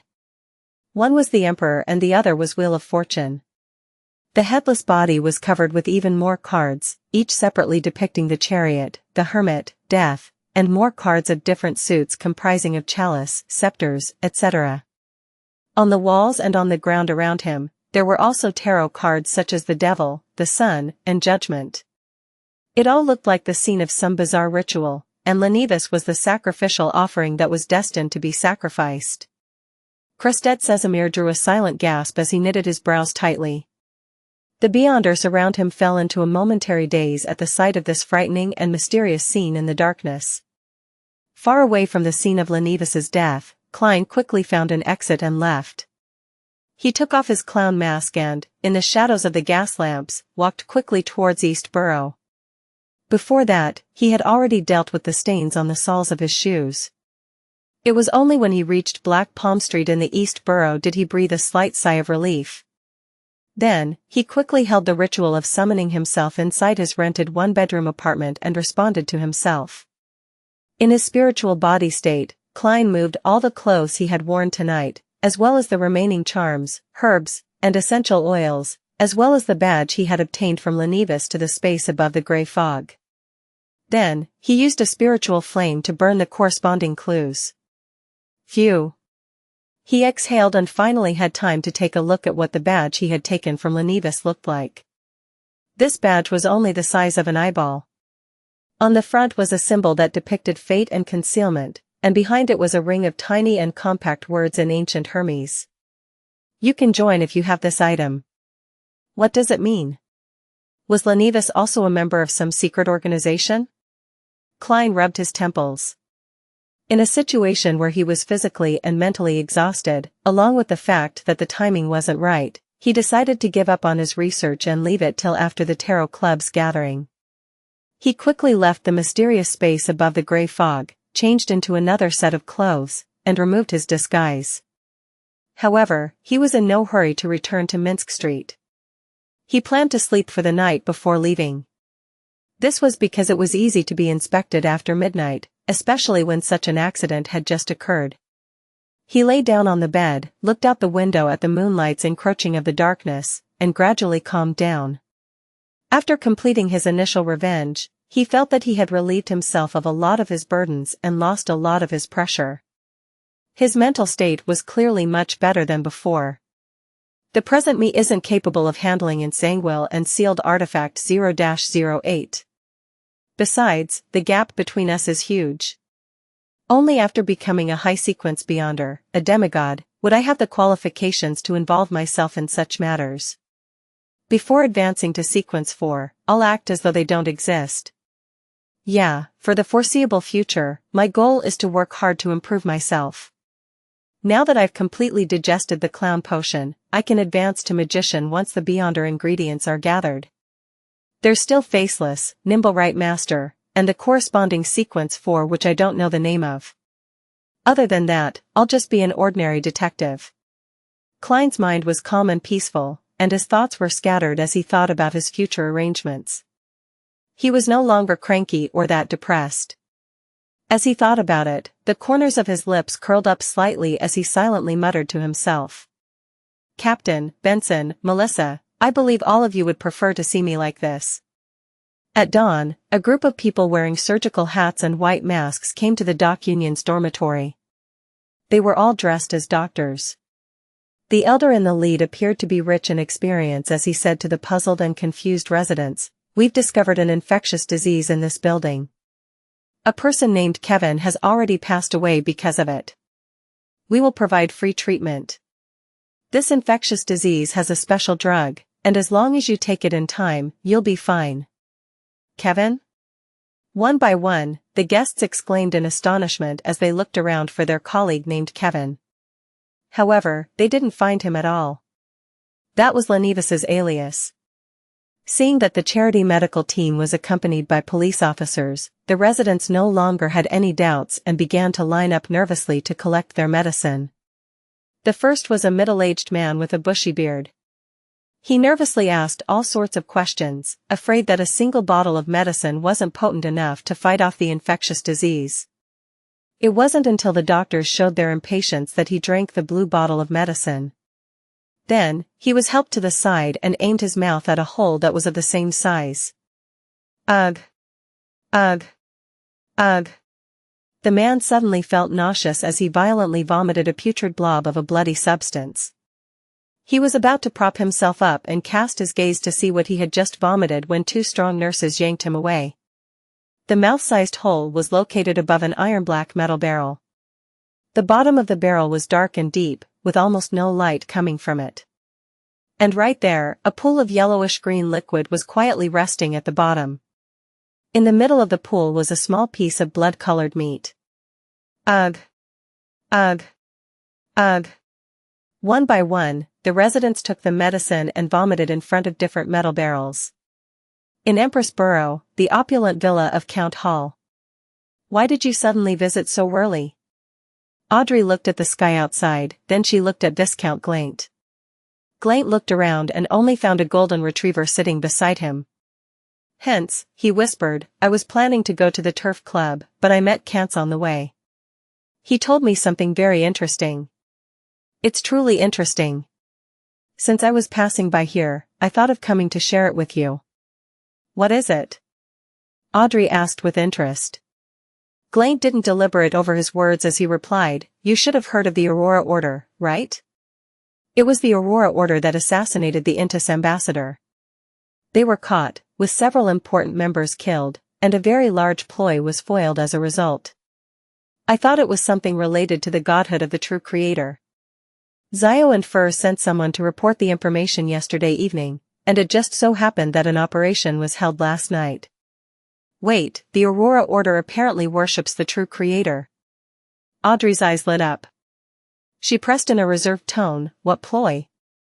I don't know, can't refuse to say. He just told me that the person in charge of this ploy was once a wanted swindler, a swindler named Lenivis. Glaint spread out his right hand. As expected. Audrey nodded indiscernibly. She didn't conceal her curiosity and asked, Was he caught? He's dead, but he wasn't killed by our people. Glaint paused for a moment. This is what I meant by interesting. When his body was found, it was covered with many tarot cards. Same for the surroundings. You can imagine that scene. Tarot cards? The body was covered with tarot cards? Audrey was startled at first before it hit her. This was done by our tarot club. It was Mr. Fool's adorer. Audrey, who thought she knew the truth, couldn't help but imagine the scene described by Viscount Glaint. Lenivis lying in the mud in the darkness, covered with rows and rows of tarot cards. There's the Fool, Justice, the Hanged Man, the Sun, the World, and the other major arcana cards and numerous numbered cards. They would either be overturned or facing right up, and there would be some left unturned, exposing only their backs, as if they were all part of a large-scale, eerie tarot divination. This kind of scene must be very shocking. I wonder where the card for justice landed. How would the Beyonders of MI9 and the Church view this matter? Would they believe that a new secret organization has appeared? By possessing the godhood of the true creator, the ploy between Lenivis and the Aurora Order must definitely be significant. It definitely would have brought a terrible disaster to Backland and the kingdom. Yet, this ploy was so easily foiled because of a simple mission Mr. Fool had issued. This is a tussle at the level of deities? Mr. Fool and the true creator are considered archenemies? It's no wonder he calls the other party the fallen creator. Many thoughts flashed through Audrey's mind as her body trembled faintly and imperceptibly. What are you thinking about? Viscount Glaint, who was sitting opposite, finally couldn't hold it in any further as he asked in puzzlement. Audrey abruptly snapped out of her reverie. Slightly cocking her head, she smiled and said, Didn't you tell me to imagine the scene of the corpse being covered with tarot cards? Haha. Glaint awkwardly smiled and sighed. I wonder which secret organization's member killed Lenivis. It really matches how I imagined such things to be like. It's so cool. It's our tarot club. Audrey answered silently as she smiled. Perhaps there's no organization, but the independent act of a powerful Beyonder? Regardless, I like this style. Urge Xiao and Furs and ask them when they can find my apothecary formula, Glaint said in excitement. Audrey widened her eyes slightly. Looking around her, she lowered her voice and said, Hush, keep it down.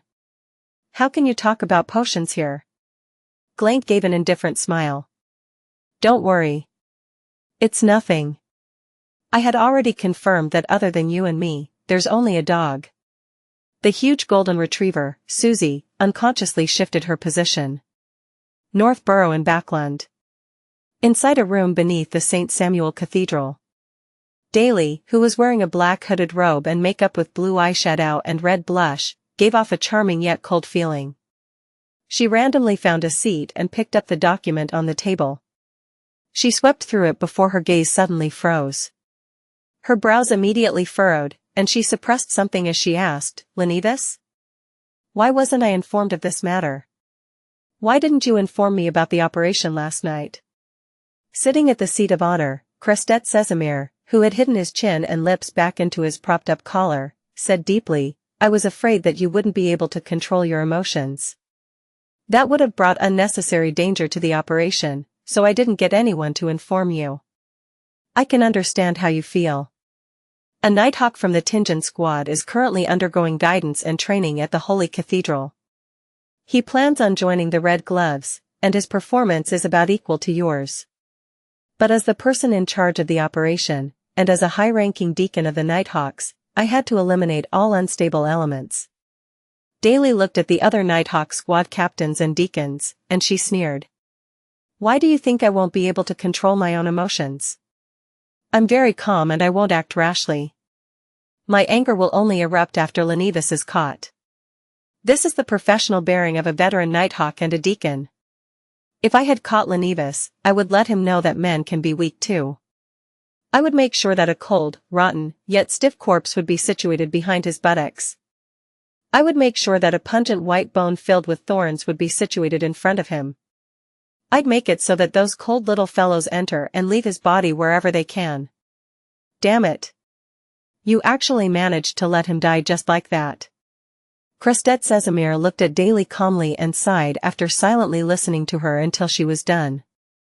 "How long have you been putting up with it?" Daly froze, then muttered in frustration, like a deflated ball, "For a very long time." Casimir retracted his gaze and cast them towards the other deacons and captains. "Got anything?" "From our preliminary investigations, the person who killed Lenivis is a member of the Secret Order, a sequence 8 of the potion name, Clown. He's adept at using paper cards as flying knives." A deacon reported based on the findings. "However, we are unable to confirm this guess. The tarot cards scattered across the corpse don't seem like they were concealing something. After all, the Beyonder didn't deal with the cards on the wall and in Lenivis's head. We all believe the final scene was more of a ritual or a symbolism. Therefore, we suspect that the Beyonder might belong to an organization we don't understand. Of course, the scene might also just be a personal preference of his." Casimir nodded slightly and said, "We can start from that point and proceed with a follow-up investigation. Ire, any updates on the person who tipped us off?" The charming middle-aged man, Ire Harson, flipped the papers in his hand and said, "We investigated the person and discovered that his actions were directed by a bounty hunter. In the process of looking for the wanted criminal, Lenivis, the Balam's companion, was killed by a member of the Aurora Order. In order to exact revenge, she secretly carried out an investigation and eventually locked onto the target at the Workers' Alliance Tavern in East Balam Dock. Based on the target's actions and lifestyle, she discovered Lenivis. Her actions have basically been verified by witnesses. There isn't anything strange about it. We also used Beyonder means to confirm that she has no connection with the person who killed Lenivis. She's in hiding now, and it's very hard to find her." Casimir added while seemingly in thought, "This fits very well with Lenivis's description, that the radical and insane members of the Aurora Order were helping him out. Is there any problem with the reporter who did the interview at the Union that afternoon?" Another captain of the Nighthawks reported, "He was a fake reporter, and according to news from the police department, he's actually a private detective who had previously helped Mike Joseph of the Daily Observer. Joseph was investigating the murder of Sibber. We suspect that he got some kind of lead, found the Dock Union and disguised himself to get in touch with everyone who was suspected of being the killer. This guess has already been confirmed by Isengard Stanton." Casimir acknowledged it before switching to ask about other people who had recently come into contact with Lenivis, but similarly got answers that there was nothing wrong with them. Towards the end, he said after some deliberation, "I'm very confused by the lack of motive for the murder of Lenivis. That mysterious murderer deserves our attention. You should continue to follow up on this matter.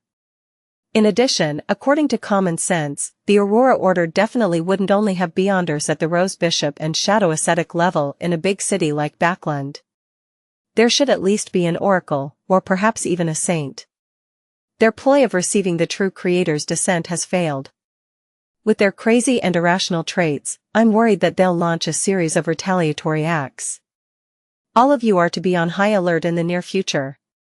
I'll also be staying in Backland." "Yes, your grace," the deacons and captains replied solemnly.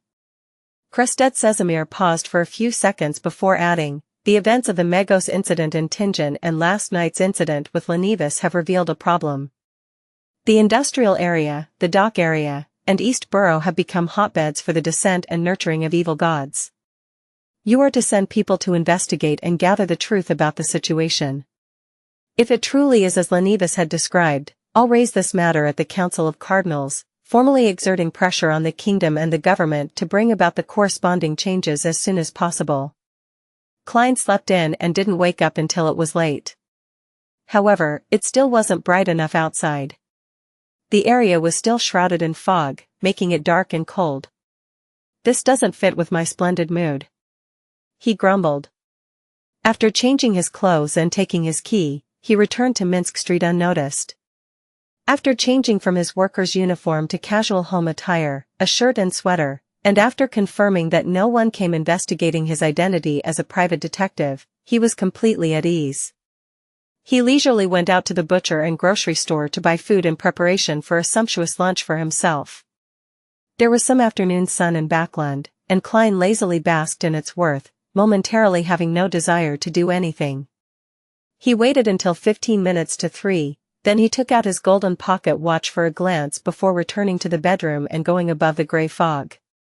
After conjuring the fake world and familiarizing himself with its controls, he sat down on the high-backed chair at one end of the table and gave a message to the sun that he was to prepare for his participation in the gathering.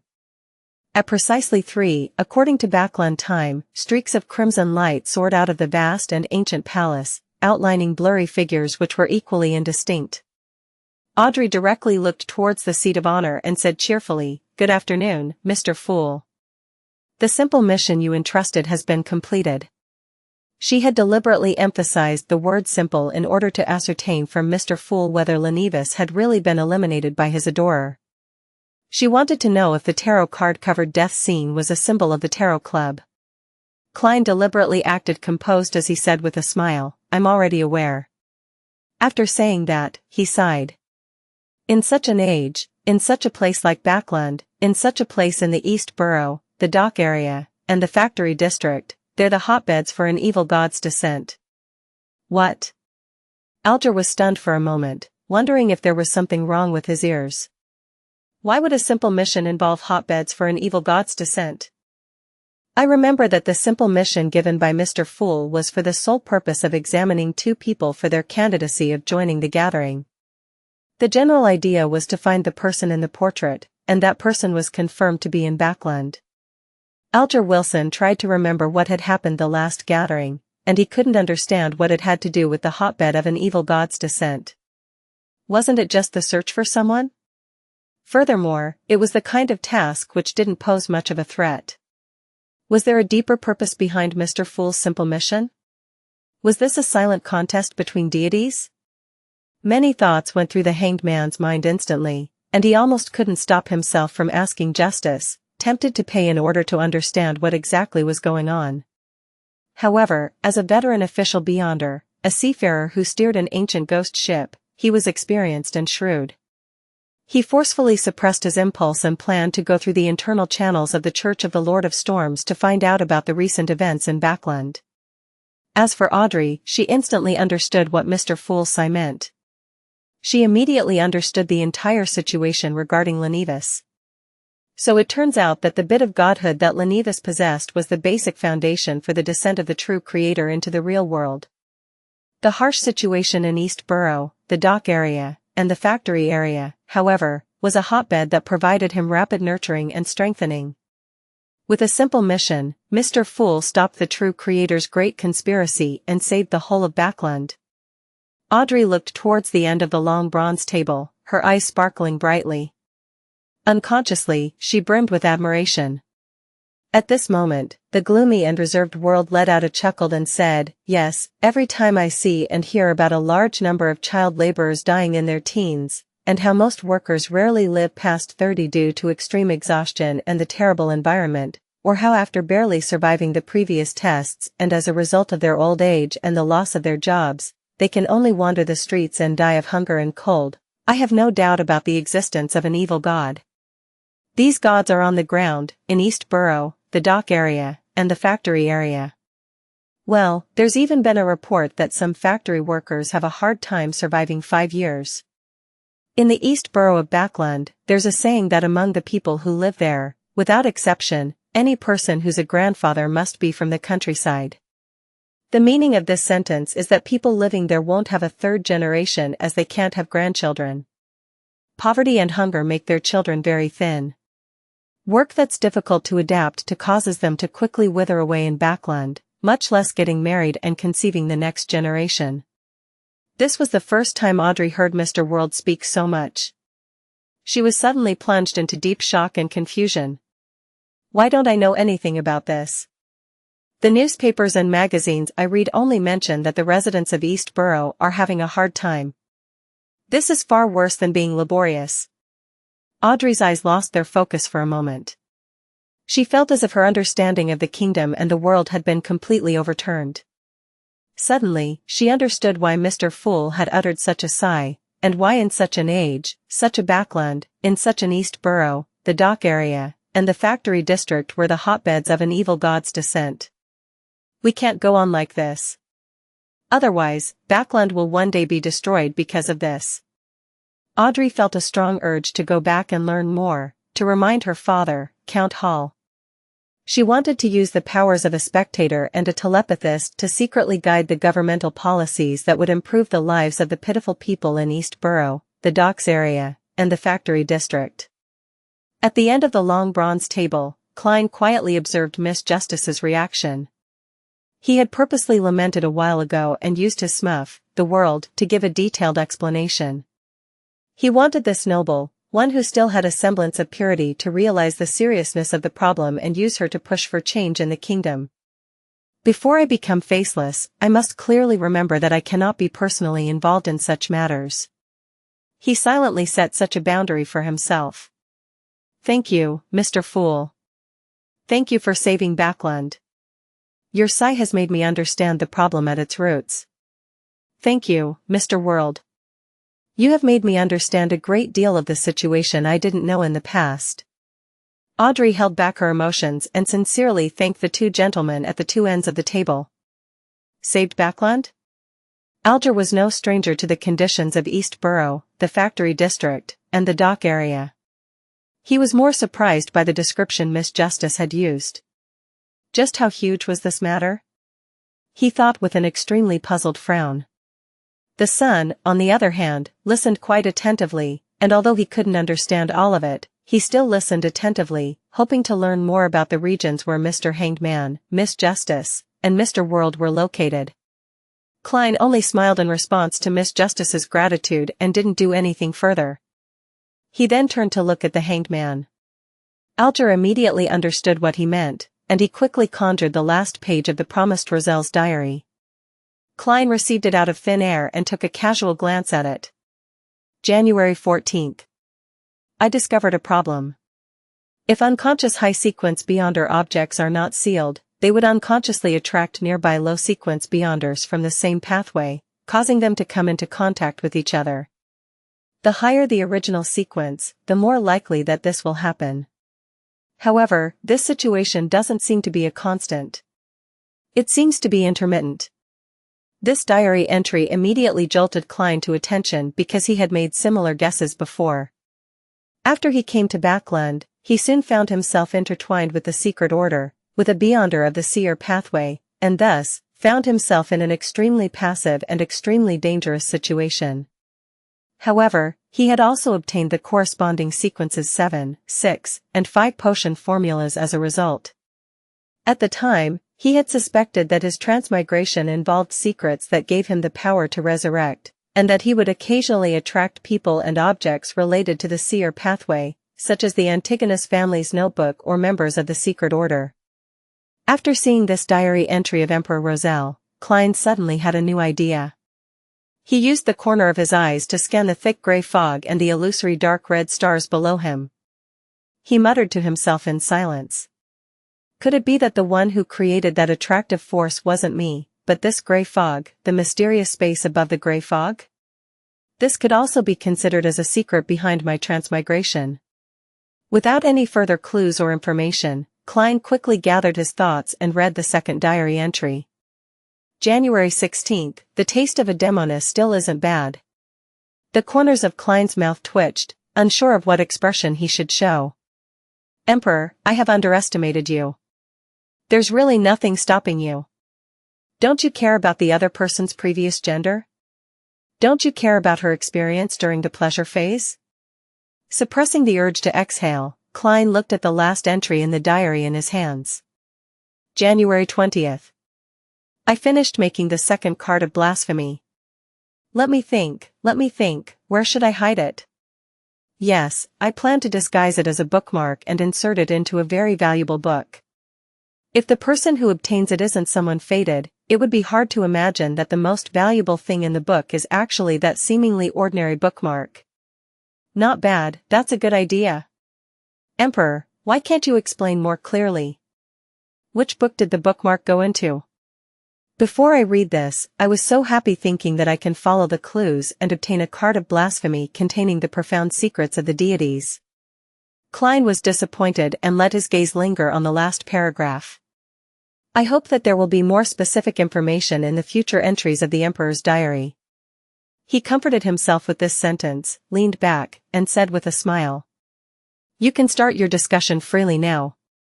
At that moment, the son Derrick raised his hand, having learned it from Miss Justice, and said, Mr. World, the Beyonder weapon you gave me far exceeds my expectations. I've already accumulated enough contribution points to trade for the ingredients to advance to sequence 8. I'll use the remaining contribution points to hire helpers to obtain a chance to obtain the true root and juice of the miscreant. I'll be able to complete the deal soon. He explained in great detail, worried that his reputation of keeping his word would be suspected and destroyed. Of course, he was telling the truth. Although the axe didn't match some of his expectations for a Beyonder weapon, its power shocked him. That axe can create a powerful lightning bolt in just 2 or 3 strikes, and with the temporary boost from my bard's powers, I can easily fight in close quarters with a sequence 7 monster. If I were to encounter a monster that's afraid of lightning, I could even easily finish it. I'm now a light suppliant with a certain level of magical spells. My strength has been raised qualitatively, and I can fight against even more powerful monsters. Derrick Berg felt that he had fallen in love with that Beyonder weapon. In the City of Silver, its potency was one of the reasons to like it. The surrounding darkness and monsters in the depths of the darkness forced them to obey this rule for generations. All right. The gloomy world nodded under Klein's control. He then looked around and asked again, Lady, sirs, do you have any clues regarding the dark-patterned Black Panther spinal fluid or spring of the elf's marrow crystals? Audrey shook her head without hesitation. After musing for a few seconds, Alger suddenly said, there will be a grand event held on the Sonia Sea soon. Ships from the 4 pirate kings and the 6 pirate admirals will be participating. I should call them the 7 pirate admirals. Another person has joined the ranks. There'll definitely be transactions of Beyonder ingredients at such an event.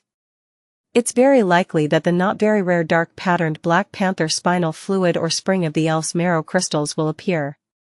I have the opportunity to participate in this event, but what can you offer in exchange? I'm sure you don't have the potion formula for Windblast and that it'll be very difficult for you to find it in the future too. 291 Seller and Notary in 1+, turn off reset. High probability of appearing. Klein controlled the world and made him laugh deeply. Yes, I really don't have the potion formula for Windblast, nor will I have the means to obtain it anytime soon. However, I have an incomplete formula for a sequence 4 potion. Even though it's incomplete, I think you should know its value very well. It can be exchanged for at least 10,000 gold pounds, and most of the time, you can't even buy it with money worth several times that. This is a crucial step that will lead to a human's qualitative change. So, are you interested? The spinal fluid of a dark-patterned Black Panther is worth between 500 and 700 pounds and the spring of the elf's marrow crystals is between 300 and 400 pounds. I believe you'll still need to prepare an additional 9,000 pounds in cash or an item of equal value. Klein had long since speculated that the sequence of the Sun sequence pathway, unshadowed, could be swapped with the same sequence of the Sailor and Reader pathways, and this conjecture had been indirectly confirmed by Mr. A's request and in the information provided in Roselle's diary. It was even suspected to extend to the secret suppliant and spectator sequence pathways. Therefore, he believed that the incomplete formula of unshadowed was an irresistible temptation for the hanged man who was from the Sailor pathway. It doesn't matter if you don't have something worth £9,000 for the time being, you can pay it in installments with Mr. Fool bearing witness. Klein silently added. Currently, he was lacking the spinal fluid of a dark-patterned Black Panther, so he didn't mind letting the hanged man remain on credit. In any case, he didn't need to worry about the possibility of him running away. Well, there are also latent risks. I would be at a huge disadvantage if Mr. Hanged Man suddenly dies. With such an expensive deal at hand, Klein couldn't help but feel a little apprehensive. The incomplete formula of a sequence 4 potion? An incomplete formula that leads to the path of a demigod? This is something that you can't even buy with money. Audrey's eyes lit up. She couldn't help hiding her curiosity as she asked before the hanged man could speak, Mr. World, can I ask which sequence 4 pathway the formula pertains to? If it's not convenient to tell me, pretend I never asked. Mr. World actually has a sequence 4 potion formula. Even if it's incomplete, it's still very shocking. No wonder Mr. Fool pulled him into the tarot club. He isn't a simple beyonder. Well, Zio's and Furz's test mission has come to an end. Mr. Fool didn't mention if he's letting them join.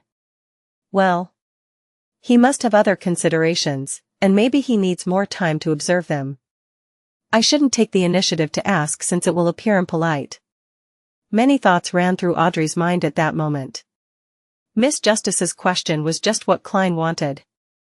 He made the World reply in a husky voice, I was planning to say it anyway. It's the potion formula to sequence 4 of the Sun pathway, unshadowed. The Sun pathway? Derrick instantly looked towards Mr. World, who sat at other end of the long bronze table, his eyes filled with sudden eagerness and longing. However, he maintained his silence because he knew that he was still far from the threshold of a demigod. He had to spend his limited resources to strengthen himself first. Only caring about the near future was the way the City of Silver operated. This was because, to its residents, there might not be any future at any moment. Unshadowed. Audrey nodded gracefully, then happily said, Thank you for your answer, Mr. World. She felt like she had learned something important again. Unshadowed. Audrey muttered slowly before calmly replying, I'm sorry. I have no need for it. No need for it? Klein was taken aback. This was completely different from the script he had imagined. In his shock, he indirectly caused the World to pause, looking incredulous. It took quite a few seconds before he said, You can first owe a portion. With Mr. Fool as witness, I believe you'll definitely make up for the rest. No, I really have no need for it. Alger shook his head. No need for it. He really has no need for it. He's confident that he would gain the favor of the Church of the Lord of Storms and be bestowed with the corresponding potion directly? Or does he actually have the sequence 4 potion formula to the Sailor pathway? The name was Cataclysmic Inter? Klein quickly thought of 2 possibilities. What should I do? Don't tell me that I should trade the Witch or Demoness of Pleasure formulas with him? Klein silently mocked himself, deliberately making the World silent for a few seconds before saying, Other potion formulas, or some secrets I know? Such as, secrets of the peak level sequences. Alger changed his seating posture a little as he deliberated before answering, I personally know some secrets of peak level sequences. How will you guarantee that there's no overlap? How will you guarantee that the secrets you will tell me is equal in value to the dark-patterned Black Panther spinal fluid and Spring of the Elf's marrow crystals? We'll each give the peak-level sequence secret to Mr. Fool and let him decide if there's any overlap and determine their values. Mr. Fool, is that all right? Klein manipulated the World and asked himself this question. Then, he said with a supercilious attitude, Sure. Alger slowly nodded. I have no problems with that. Let's begin. I really want to know the secret of the peak level sequences. But I haven't had any extra money lately to buy it. Audrey looked enviously at the world and the hanged man as they each conjured a piece of goatskin parchment. Having never worried about money since she was young, she finally experienced the taste of poverty. Very soon, Klein received the content written by the two members. Without a doubt, he first looked at the goatskin parchment from the hanged man and discovered that the content was simple. There was only one sentence. The peak level sequence conceals the path to divinity. Phew. Great. Otherwise, there would be a need to use other information for the exchange. Klein carefully examined the world's goatskin parchment before chuckling softly. It doesn't overlap. To most Beyonders, the secrets Mr. World is providing is of no value, but in the eyes of others, it's extremely important. This cannot be measured with money. Hearing this conclusion, Alger immediately fell into a dilemma. To him, getting two Beyonder ingredients at the same time wasn't a small burden. He had to sell many valuable items in order to trade for them. To pay such a price to hear a secret that might not be very useful to him? Alger considered it for nearly 20 seconds before saying, "Mr. Fool, can you provide more hints?" "I can't make a decision yet." "Can't make a decision?" The corner of Klein's mouth moved slightly. He knew that the words he had said to maintain his image had the opposite effect and had been ineffective. He hesitated for a moment and then smiled. "The content he describes is a detailed supplement to the secret you know." "Detailed supplement? A detailed supplement to the path to divinity?" Alger didn't hesitate any longer. He turned his head to look at the world and said in a terse and firm voice, "Deal." Then, he immediately added, "I'll help you exchange for the spinal fluid of a dark-patterned black panther and the spring of the elf's marrow crystals within the week. Of course, the premise is that they'll appear at the pirates' meet. Although the probability is very high, we still have to believe that anything could happen. If that happens, I might have to postpone it to next week, the following week, or even the next month. But don't worry, I will keep my promise." "No problem. With Mr. Fool as witness, there's no need for me to worry," the world answered hoarsely. After they had confirmed the transaction, Klein conjured a goatskin parchment in front of the hanged man. Alger lowered his head eagerly, reading through each word voraciously. "There is a sequence 0 above sequence 1. And sequence 0 is the sequence of a true god. They can similarly be reached through the corresponding potions and rituals." "Sequence 0? The sequence of the true god."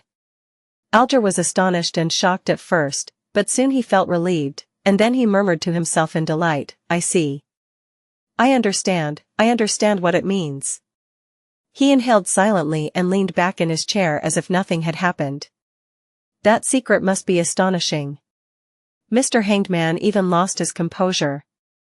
Audrey looked away with a longing expression and said to the son who was diagonally opposite her, "Mr. Sun, I remember you mentioning that the City of Silver has the Dragon Pathways sequence 9, 8, and 7 potion formulas?" "Yes." Derrick nodded honestly. "Sequence 7's potion formula is Psychoanalyst. If I wish to get it, what is the price I need to pay?" Audrey asked in a reserved manner. "The sequence 7 potion formula of the Sun Pathway," Derrick replied without any hesitation. Audrey nodded gently and said, "I'll do my best to obtain it." Zio and Furs mentioned before that there's a Beyonder of the Sun Pathway at Mr. A's gathering. He's at least sequence 7 and is adept at purification and exorcism. Once all the recent events settle down, I can attempt to get it from him. In addition, I should join more of the gatherings at the abandoned education building in that hospital. I should try to come into contact with members of the psychology alchemists. One of the two paths will definitely lead to something. Thoughts flashed through Audrey's mind, but she suddenly realized that she was unable to obtain it even if she discovered clues to the formula. This was because she would be experiencing a financial crisis for the next few months and was barely holding on. The price of a sequence 7 formula is around £800, so if I scrimp, I should be able to produce that. It's already October, it's almost New Year's. I'll be an adult then, and I'll have the freedom to handle a lot more of my money. Or should I use the knowledge I was taught by Mr. Fool to trade? I wonder what attitude he has towards this kind of behavior. Audrey's thoughts gradually dispersed. She decided to wait until there was hope for the formula before she asked Mr. Fool. The transaction segment came to an end. Klein originally wanted to use the knowledge he knew to exchange for a mystical item without many negative effects, but after sensing how tight the hanged man was, he knew that the other party would pay a large price for those two beyonder ingredients. It was unlikely that he had any extra assets, so he could only give up in regret. As soon as the free exchange segment began, Alger took the initiative to mention, Rear Admiral Hurricane Kalangos's ship and crew was subdued, giving rise to a new pirate admiral. Audrey was interested in the pirate admiral and asked, "What's his name? What was his current title?" "There hasn't been any related news in Backland." Alger nodded slowly. "She's a lady and was a famous pirate in the past. You should have heard of Ailment Girl Tracy, right?" "No, I don't know much about such things." Audrey shook her head in honesty. "Me too." Sitting at the end of the table, Klein added inwardly. Alger fell silent for 2 seconds, and without wasting any time explaining, he said, "In short, she subdued the crew of Kalangos's crew last month. She proved herself with actual action that she had the strength of a pirate admiral. She changed the name of Kalangos's ship to Black Death and calls herself Rear Admiral Ailment. In the past, she acted independently and was someone who specialized in curses, black flames, and ice. Her enemies would always suffer from sudden ailments of various kinds. At present, no one knows which pathway she belongs to, but they're certain that she's at sequence 5. Audrey listened with relish.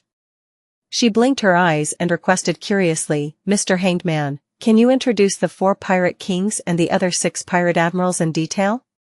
I've only heard of their names and titles, but I don't know what beyonder powers they are equipped with." Alger looked around and saw that both the sun and the world were showing signs of attentiveness. He nodded slightly and said, "That wouldn't be an issue. The strongest pirate king is the king of the 5 seas, Nast. He claims to be a descendant of the 4th epic Solomon Empire.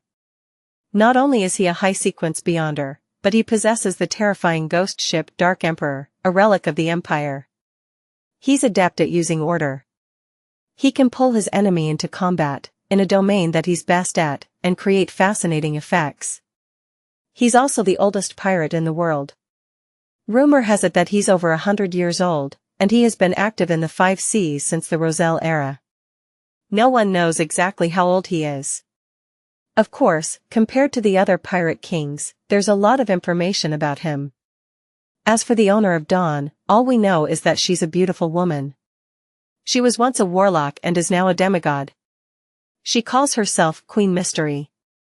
After introducing the 4 kings, Alger changed the topic to the 6 remaining pirate admirals. The owner of the Black Tulip, Ludwell, was once a subordinate of the King of the 5 Seas. Later, he became independent and calls himself Admiral Hell. Rumor has it that he's established certain connections with the numinous episcopate. He's a powerful medium and can control all sorts of creatures in the spirit world. He's terrifying and odd. Rumor has it that he possesses a ring left behind from the ancient era's death. Admiral of Stars Catlia was once a follower of Queen Mystery, but they've long become estranged. The reason for that, according to rumors, is because she joined a particular secret organization, angering Queen Mystery. And according to the information I know, this secret organization is the Moses Ascetic Order. The Moses Ascetic Order. The Mystery Prior Pathway. The Hidden Sage. Klein suddenly thought of old Neil's loss of control and the evil god who would whisper temptations into the ears of low-sequence beyonders of the same sequence. This was the first time he learned news regarding the Moses Ascetic Order through reality instead of books. Then, Alger introduced Admiral of Blood Seigneur, who was suspected to be non-human, Rear Admiral Deep Sea Hell Constantine, who possessed a bloodline that was partially from sea monsters, Rear Admiral Iceberg Edwina Edwards, and Rear Admiral Dusk Bulatov Yoan. "Thank you so much for sharing. I'm beginning to yearn for the sea," Audrey said, filled with longing. "I don't know when I'll be able to truly travel. No, Miss Justice, it's absolutely not as nice as you imagine. From my point of view, it's an amalgamation of blood, chaos, murder, desire, and horror. Alger calmly doused her enthusiasm. Audrey nodded and switched topics. There have been 11 serial murders in Backland recently, but one of them has been proven to be a copycat crime. The serial killings are against women who were street girls but are now working normal professions. The murderer cuts open their stomachs and removes all of their internal organs. This sounds like something to do with devil worship. Was it done by someone from the Blood Sanctify sect?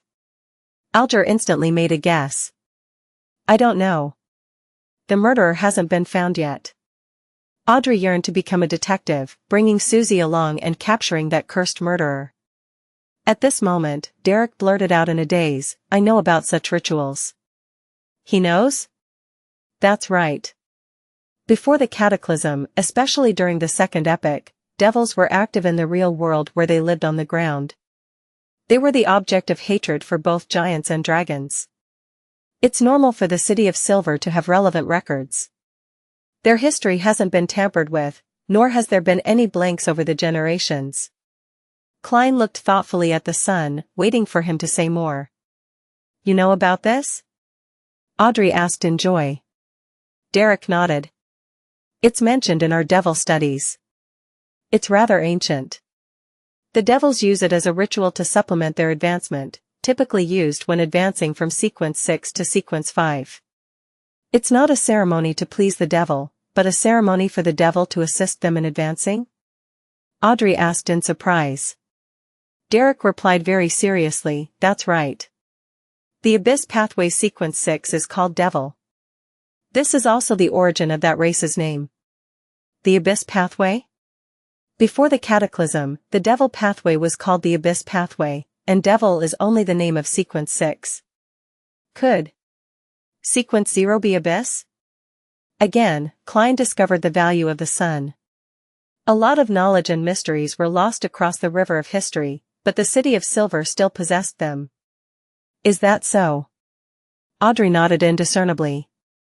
Mr. Sun, are you aware of the actual details of the ritual? Derrick nodded and said, the minimum requirement is 13 and the highest is 49. The more complete the ritual, the higher the chance of advancement. Between two murders, there must be a minimum of 3 days. Otherwise, it would be easy to lose control, but the interval will also not exceed 9 days. That will cause the ritual to be reset.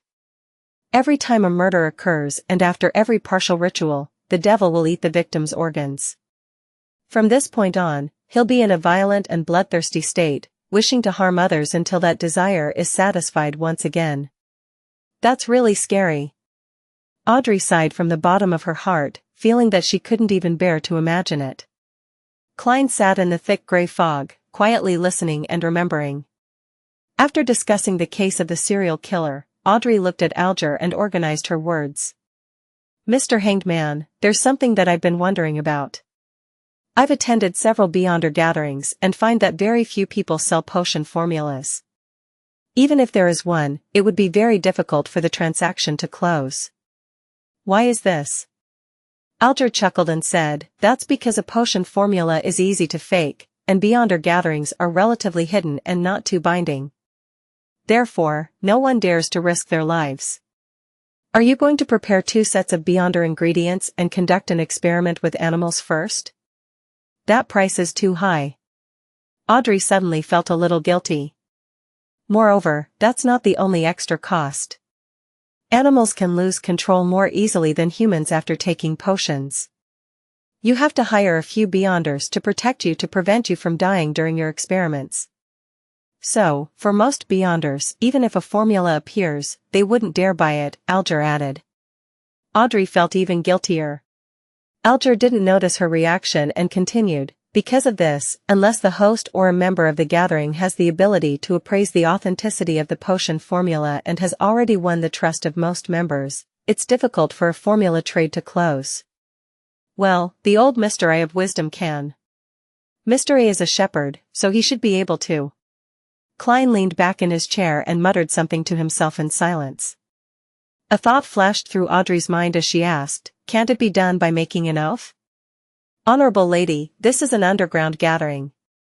Do you think it's suitable to make an oath in the name of one of the 7 orthodox gods? This isn't something that can be resolved with an oath. A corresponding ritual is needed. Alger chuckled. As for other evil gods or devils and mysterious existences like the hidden sage and the true creator, unless you're their believers, who would dare to swear an oath in their name? Wouldn't they be wishing death upon themselves? At this point, he sighed. In addition, without them knowing the acting method, potions easily lead to a loss of control, easily turning people into monsters. Furthermore, the corresponding ingredients are hard to obtain and rather expensive. Therefore, as long as the 7 churches don't allow such trades to be officially recognized, there's no need for them to deliberately control the spread of potion formulas on a wide scale, much less talk about advancement. So that's how it is. Audrey murmured to herself, clearing a huge question in her mind. No wonder. Klein suddenly came to a realization. 7 orthodox gods? Derrick really wanted to ask which 7 they were, but he ultimately held himself back. He thought for a moment and said, the City of Silver has recently organized an expedition to explore deep into the darkness and found a semi-destroyed temple. The statue that's worshipped inside was a naked man nailed upside down on a cross. There were also a lot of bloodstains on its surface. Do you know which god that is? This is the true creator. The forsaken land of the gods actually has a temple of the true creator. Judging from what the sun said, the true creator shouldn't exist before the cataclysm, otherwise, it would be impossible for the City of Silver to not recognize it. Klein used his clown ability to control his expression to prevent the shock from showing on his face. Justice, the hanged man, and the world exchanged looks, shook their heads, and said in unison, we don't know. Just as they finished speaking, they heard Mr. Fool in the gray fog say in a deep voice, that's the fallen creator. The fallen creator? Derrick frowned immediately. The residents of the City of Silver had always believed in the omnipotent and omniscient God, the Lord that created everything. Therefore, when he heard a similar name with the word fallen tagged to it, he couldn't help but instinctively reject and feel uncomfortable about the notion. Fallen creator. That's the way Mr. Fool addresses the true creator. So that's the image of this evil god. But why would his statue and temple appear within the City of Silver's exploration confines? That place is suspected to be the forsaken land of the gods. Or perhaps, before it was abandoned by the gods, there was already the faith of the true creator. Could the holy residence that the Aurora Order always talks about be the forsaken land of the gods? Many thoughts came to Alger, but he couldn't make an accurate judgment because the history before the cataclysm had long evolved into myths and legends. It couldn't simply be described as information shrouded in fog. He thought for 2 seconds and deliberately said, we have another name for the fallen creator. It's the true creator. The faction that believes in him is in control of the beyonder pathways such as the secret suppliant, listener, and shadow ascetic. The subsequent sequence includes the shepherd you mentioned before. Shepherd? The silent Derrick sat up straight, his eyes filled with horror. He wasn't unfamiliar with the beyonder pathways which the hanged man had referred to, other than some of the sequences being described with similar words in the City of Silver. For instance, the whispered and listener. So that strange and evil statue represents the secret suppliant pathway. Elder Lovia is already a shepherd. She's been acting more and more strangely. Derrick suddenly started to worry about the 6-member council's newly advanced elder and the safety of the City of Silver. In the past, when they explored the surrounding areas, the City of Silver had found a few cities that were completely destroyed. In those places, only a few pieces of rubble had been carved with words that proved the existence of such a civilization. These words were all variations of Dragonese, Jotun, and Elvish, and most of them repetitively described one kind of existence. That existence was called Evil God. The residents of the City of Silver who was involved in the expedition were guessing that those cities were destroyed by evil gods.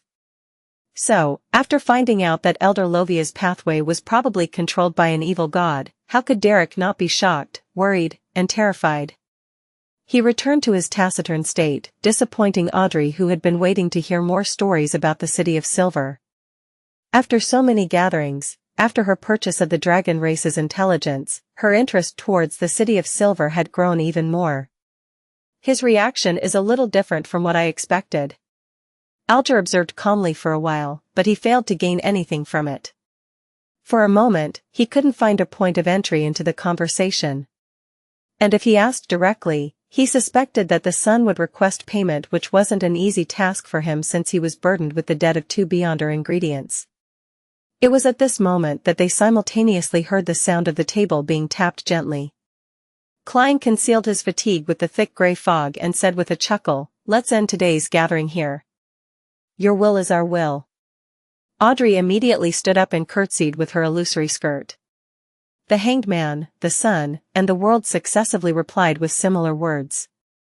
Klein waved his hand and severed the connection, quietly watching the blurry shadows of Miss Justice and the others disappear into thin air. Then, he made his smuff, the World, disappear.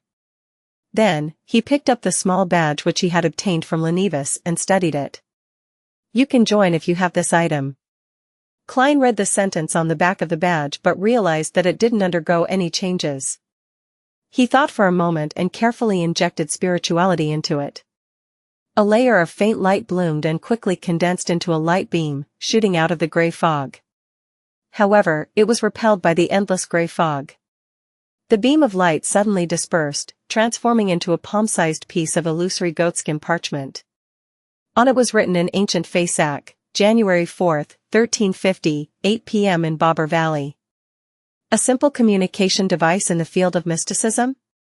It sends out messages, requests synchronization, and gets the latest rendezvous time and venue? Klein recalled the scene he had just seen and made a preliminary judgment on the use of the badge. 1350, that's next year. The Bobber Valley lies in the area before the Tussock River enters Backland. The time is precise, but the venue is vague. It's a valley that's almost 100 kilometers long. Perhaps, this badge can be used as a location tool when one gets there. Klein turned the badge over and over, with interest, trying to figure out the corresponding symbols, incantations, and characteristics, to see if he could copy one himself. Unfortunately, since he was no longer part of the Nighthawks, his knowledge in mysticism was still at the same level as before. He had no opportunities of improving it further. Therefore, after studying it for a few minutes, he could only helplessly give up. As for the phrase, "You can join if you have this item," Klein's plan was to not consider it for the time being. If I can become a faceless by the end of this year, then I can head there in disguise. Otherwise, forget it. Klein silently said to himself, then he turned his attention to the matter of advancing to magician. The true root and juice of the Miss Traiant is likely in the bag with the sun. If my luck isn't too bad, I should be able to get the spinal fluid of a dark-patterned Black Panther this week. Sequence 7, a mid-sequence. I can already see and touch it. How should a magician act? As he thought about it, Klein began to consider specific issues. Due to his experiences before and after his death and resurrection, he instantly comprehended the true essence of clown. Therefore, in this month or so, he only needed constant acting in his daily life to gradually digest it. He didn't need to make further summaries and adjust it according to the feedback. After killing Lenivus and attaining his initial revenge, the clown potion was completely digested the moment he was laughing amid tears. This wasn't the same as the process in which Klein first digested the seer potion. It was considered a special case, and now he had to return to such a situation with the magician's acting. The true essence of magician, to pass off the illusory with the genuine? According to what Zeradol said in the Emperor's Diary, although the main focus of this pathway isn't fate, a portion of it still belongs to it. So, there must be something corresponding to it? For example, it might seem that fate can be changed to a certain extent, but in the end, it turns out to all be an illusion. It's just a magic trick that fools you? Klein rubbed his temples, then wrapped his remnant spirituality around himself and descended into the gray fog. St. George's Borough, in a 2-bedroom apartment. Fortunately, I prepared another place like this. Otherwise, I wouldn't even know where to hide. Furs stared into the mirror and removed her dropping hair. That's right. Xiao replied weakly, lying in bed. I just read in the newspaper that Lenivus is dead, but this matter involves godhood, so it won't end so soon. We have to hide for a while. No, it's you who's going to hide, not me. I'm an upright clinical doctor, the author of a bestseller. Furs looked at herself in the mirror and began putting on simple makeup. Xiao couldn't provide a rebuttal as she slowly sat up and said, thankfully I was sufficiently clever and possessed rich experience. When I got someone to make the report, I didn't directly say that it involved the godhood of the true creator. I only described it as seemingly very dangerous and that the target had experienced huge changes like he was praying to evil gods. If not, I wouldn't even dare to stay in Backland. To be embroiled in high-level battles sure is troublesome and dangerous. I don't want to take on any more of Miss Audrey's missions again. Really? Furs asked without looking back. Xiao fell silent for a few seconds and said, actually, there was no need for us to mention the godhood. Since Miss Audrey was able to discover this on her side, the Church of the Goddess would definitely be capable of doing so. They've most likely killed Giant, right? I can't be sure, Furs replied without mincing her words. Xiao froze, then let out a long, slow sigh. Furs stopped what she was doing, turned her head to look at her, and said, this mission was basically completed by you, so I won't be sharing the payment with you. There's a total of £200, so with the £70 you've saved up, even if you deduct the expenses, you should be close to obtaining the first Beyonder ingredient for the sheriff potion. But I wouldn't be able to receive the £100 from the police so quickly. Xiao pursed her lips. This wasn't to say that the police wasn't willing to give the bounty money, but that she couldn't take it directly. She had to go through the friend who had helped her deliver the clues, that was the official bounty recipient. Since she believed that this matter would definitely cause a huge ruckus, she didn't have the guts to find her friend anytime soon. As for whether that friend would usurp the bounty, she was quite confident. The other party had helped too many shady bounty hunters before.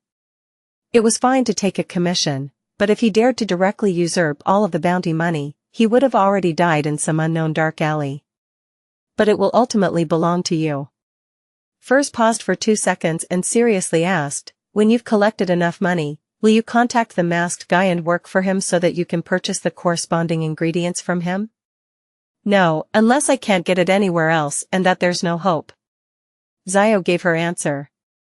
In Empress Borough, the opulent villa of Count Hall. Audrey was still reminiscing over today's gathering when she suddenly saw her personal maid, Annie, coming over with a piece of paper. Miss, here's your telegram. Annie smiled and said, it's from the east coast of Balam. Alfred's? Audrey happily received it and read it carefully. Dear sister, the rainbow salamander that you asked for has arrived at Pritz Harbor last night. My orders are to deliver it to your manor in the suburbs. Arrived last night? Then it'll be delivered to my manor as early as today and by the latest, tomorrow. Audrey tilted her head to the side and looked at Susie, who was fighting with her snacks. With a shallow smile, she said, Susie, the gift I prepared for you is almost here. Woof? Susie looked at her mistress in confusion. Ring. Ring. Klein circled the lawn behind Leopard's house a few times on the bicycle the inventor had just completed. It's not bad, it's just as I expected, but there's no need to make a lone standing bell. The cyclist won't be able to free a hand when they encounter a situation. You can combine the bell to the handle. This will make it simpler and more adequate for situational developments. Klein's right hand clasped the brake tight, slowing the bike down to a stop. Meanwhile, he placed the bell in his left hand back to its original spot. Leopard thought for a moment. Yes, that's right. I was simply imitating the ringing bells of the carriages and forgot that this is a brand new mode of transportation.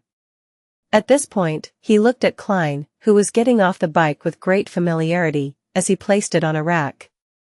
You give me the feeling that you've ridden a similar type of transportation tool before, and you rode it very well. I'm sure all the other bikes on the market are very flawed and very different from my bike. "Sir, do you have time to learn more about bicycle sharing systems? As a clown, I should actually be able to ride a unicycle." Klein silently lampooned before smiling.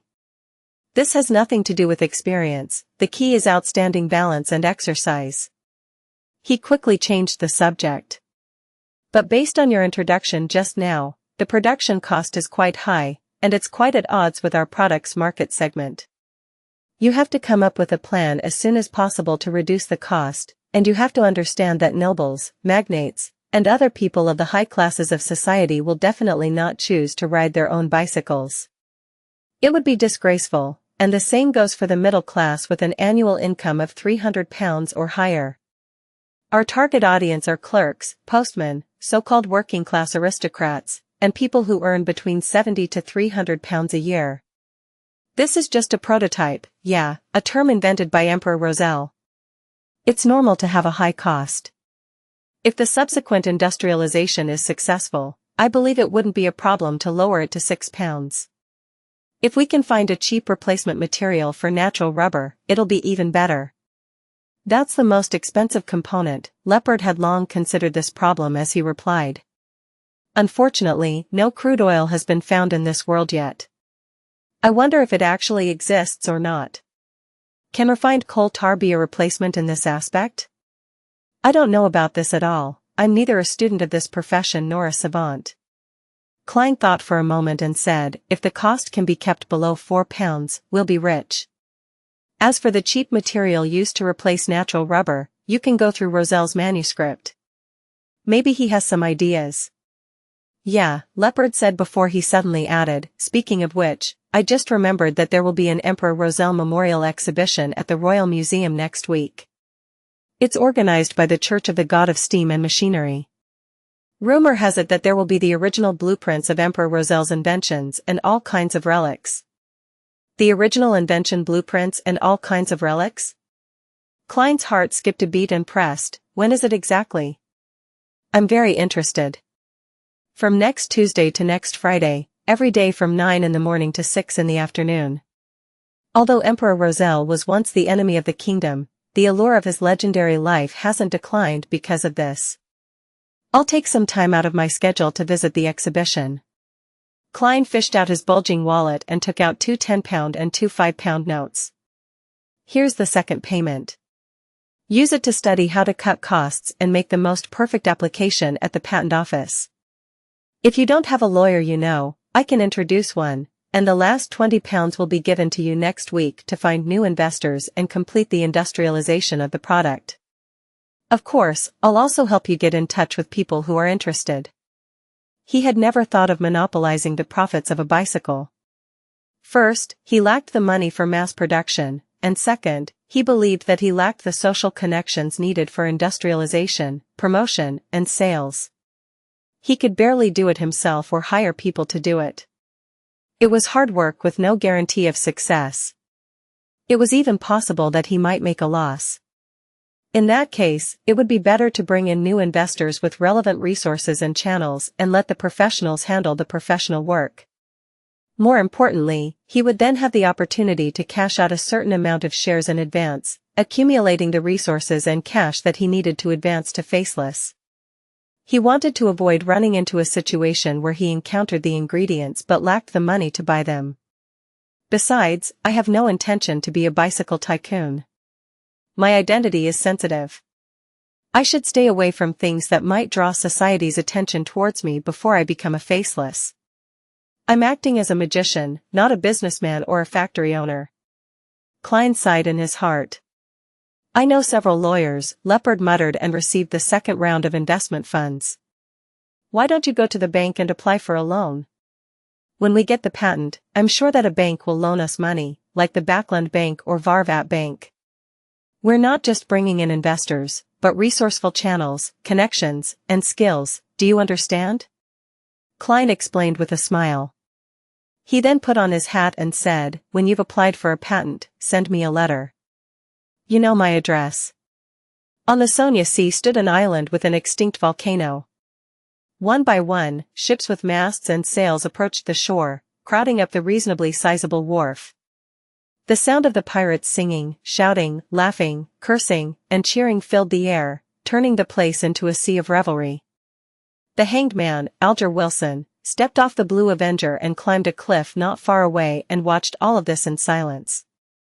With the exception of the 4 kings and the 7 pirate admirals, the rest of the pirates only received the news of the event a week ago. Most of them won't be able to arrive in time, as this will prevent the navies of the different countries and the powerful beyonders from the various churches to launch an assault. Alger watched the pirates carrying out buckets of ale without his attention on them. He knew that the Lone Kingdom already had a new generation of ironclad warships, but he wasn't worried about meeting one here. This was because only 4 months had passed, and the advertised invincible fleet still needed more ironclad warships, and different types of ships for support, as well as the time to train military officers, sailors, and gunners. There was no way they could create a combat force without a year's time. Even as Alger's thoughts drifted away, the pirates on the ships and wharf suddenly cried out in alarm. Some ran deep into the islands, some hurriedly steered their ships away from the wharf, as if they were running from devils and the plague. In just a few minutes, the bustling scene from before was reduced to a desolate mess and silence. Alger turned his head to look at the sea and saw a ship painted black with a huge white flag with a skull hanging from its mast. The skull was pitch black, and its eye sockets burned with a ghostly blue flame. Black Death, Alger whispered. He understood why the pirates had scurried off. Wherever Rear Admiral Ailment Tracy passed, she would leave a wake of people who got sick for no reason. Black Death approached the shore slowly as a figure wearing a white linen shirt and dark red coat appeared at the ship's bow. The figure was quite a beautiful lady, and she also exuded a heroic vibe. Her beautiful black hair was coiled up high, and she had a white scarf wrapped around her head. She wore beige pants and had a tall and slender figure, and it had no lack of elegance. What attracted the most attention was the woman's long, straight eyebrows and the sharp, bright blue eyes. As she looked around, her eyes would occasionally lose focus, making her look adrift and exceptionally alluring. A wandering poet who had mixed himself with the pirates had arrived at the edge of the cliff at some point. He began reciting. She will always be a girl. She indeed brings ailments. Oh, I'm sick. My mind is full of her. A number of pirates who left, gathered once again as they looked at ailment maiden Tracy, mesmerized. Alger held back his feelings of contempt as he glanced at the pirates and scoffed inwardly. Truly a bunch of fellows with no future or will. All they knew was hide moments ago, but now, they've become seduced by her beauty. Although ailment maiden is indeed very beautiful, it's not to the extent that it will cause them to act this way. Oh. A beyonder power related to allurement? As his mind was whirling, Rear Admiral Ailment Tracy left Black Death and began walking to the Black Palace deep within the island. At that moment, a huge sailboat appeared on the sea. Its flag depicted an eyelash lassie with 10 stars surrounding it. Admiral of Stars Catlia. Alger nodded gently and muttered silently. Since the Black Death and the other ships were already docked at the wharf, the huge ship didn't approach the shore. Instead, it went around to the sheltered cliff and anchored. Soon after, the gloomy sky suddenly lit up, and bits of stellar radiance sprinkled down, condensing in the air to form a transparent long bridge. It led from the giant sailboat to the palace. A woman stepped onto the long bridge and began strolling through the air. She wore a black, classical robe with numerous symbols and magic characteristics inscribed on it. The most obvious one was a mysterious eye with no eyelashes. Hanging on this woman's waist, there was a celestial globe and a short scepter. She resembled powerful warlocks who were active in the 4th epoch according to folklore. Alger looked up and frowned slightly as he muttered in puzzlement, "That celestial globe looks familiar. It's like the strange glass bottle I previously obtained, the one I had no idea how to use. It eventually shattered after Mr. Fool pulled me into the gathering." On the outskirts of Empress Borough, Audrey led her maids and the huge golden retriever, Susie, into her own manor. "Miss, the delivery from Enmat Harbor is just ahead," the butler in charge of the manor said in a respectful tone. "All right." Audrey nodded lightly and said half-jokingly to the large golden retriever beside her, "Susie, this is your present." As they spoke, they turned a corner and saw the so-called gift. It was a giant lizard whose skin changed color depending on how the light hit it. It was 3 meters long, and its height reached Audrey's knees even with it laying on the ground. They were 2 colossal creatures, enormous enough to frighten a child. "Woof?" She turned her head to look at her mistress and saw that her expression was exactly the same as hers. Apparently, she hadn't expected the gift to be so exaggerated. Audrey had always had a subconscious understanding that a rainbow salamander equals the rainbow salamander's pituitary gland equals the size of one's palm. To her, it would be something soft with grooves, a beyonder ingredient which constantly changed in color. So, what did that have to do with the 3-meter-long colossus in front of her? For a moment she was confused, but when she heard Susie's yelp, she snapped to her senses. She pretended to be satisfied with the result and said to the butler, "This is exactly the animal specimen I need." It's just a little bigger than I thought, just a little. Take the servants and move them to the warehouse. I'll study it when I'm free." "Yes, miss." Then, the butler immediately instructed the nearby male servants who were furtively looking at their mistress. Audrey looked around and, without another word, led Susie into the manor's study. Using the excuse that she had to focus on writing a return letter to her brother, she made all the maids she had brought stay outside. After the dissection is done, there will be 2 sets of rainbow salamander pituitary glands. A portion can be used to exchange for a Farsman rabbit, just enough to concoct a bottle of the telepathist potion. Audrey gradually recovered from her astonishment and confusion as she began to think about Susie's advancement. At that moment, she thought of a serious problem. She had no idea if Susie had digested the potion or not. If it hasn't been completely digested, consuming the telepathist potion would easily lead to a loss of control. She isn't like a human who can endure through it. Wait, how did she endure it the first time? Besides, her current intelligence is about that of a 10-year-old child's. As she's already learning words in the loan language, and she said she wishes to read newspapers and magazines, as well as books. Audrey fell silent for a few seconds. She glanced at the confused, large golden retriever that sat beside her. "Susie, have you completely digested the potion?" "Digest?" Susie returned with clear articulation, expressing her puzzlement. Audrey had already told her that what she had taken was a potion, and she had warned her not to tell anyone, and not to tell any intelligent animals that could bark or meow. Audrey nodded her head slowly and heavily. "It's a very strange and unique feeling. It feels like something illusory inside your body breaks down and fuses with your mind. You will vaguely see illusory stars one after another, and you will be one of them. These stars will attract each other, in a bid to fuse as one." Susie quietly listened to everything, then replied with a light and brisk voice, "Then I should have completely digested it." He took 2 steps forward and passed the coffee table. Klein stretched his body and shook his wrist, but he found nothing unusual.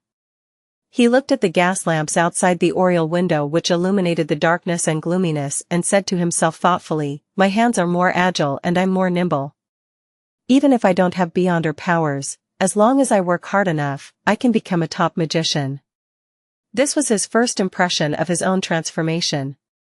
And just like what was recorded in the Nighthawk records, if a potion provided a specific magical power, then the beyonder would become aware of it after ingesting it.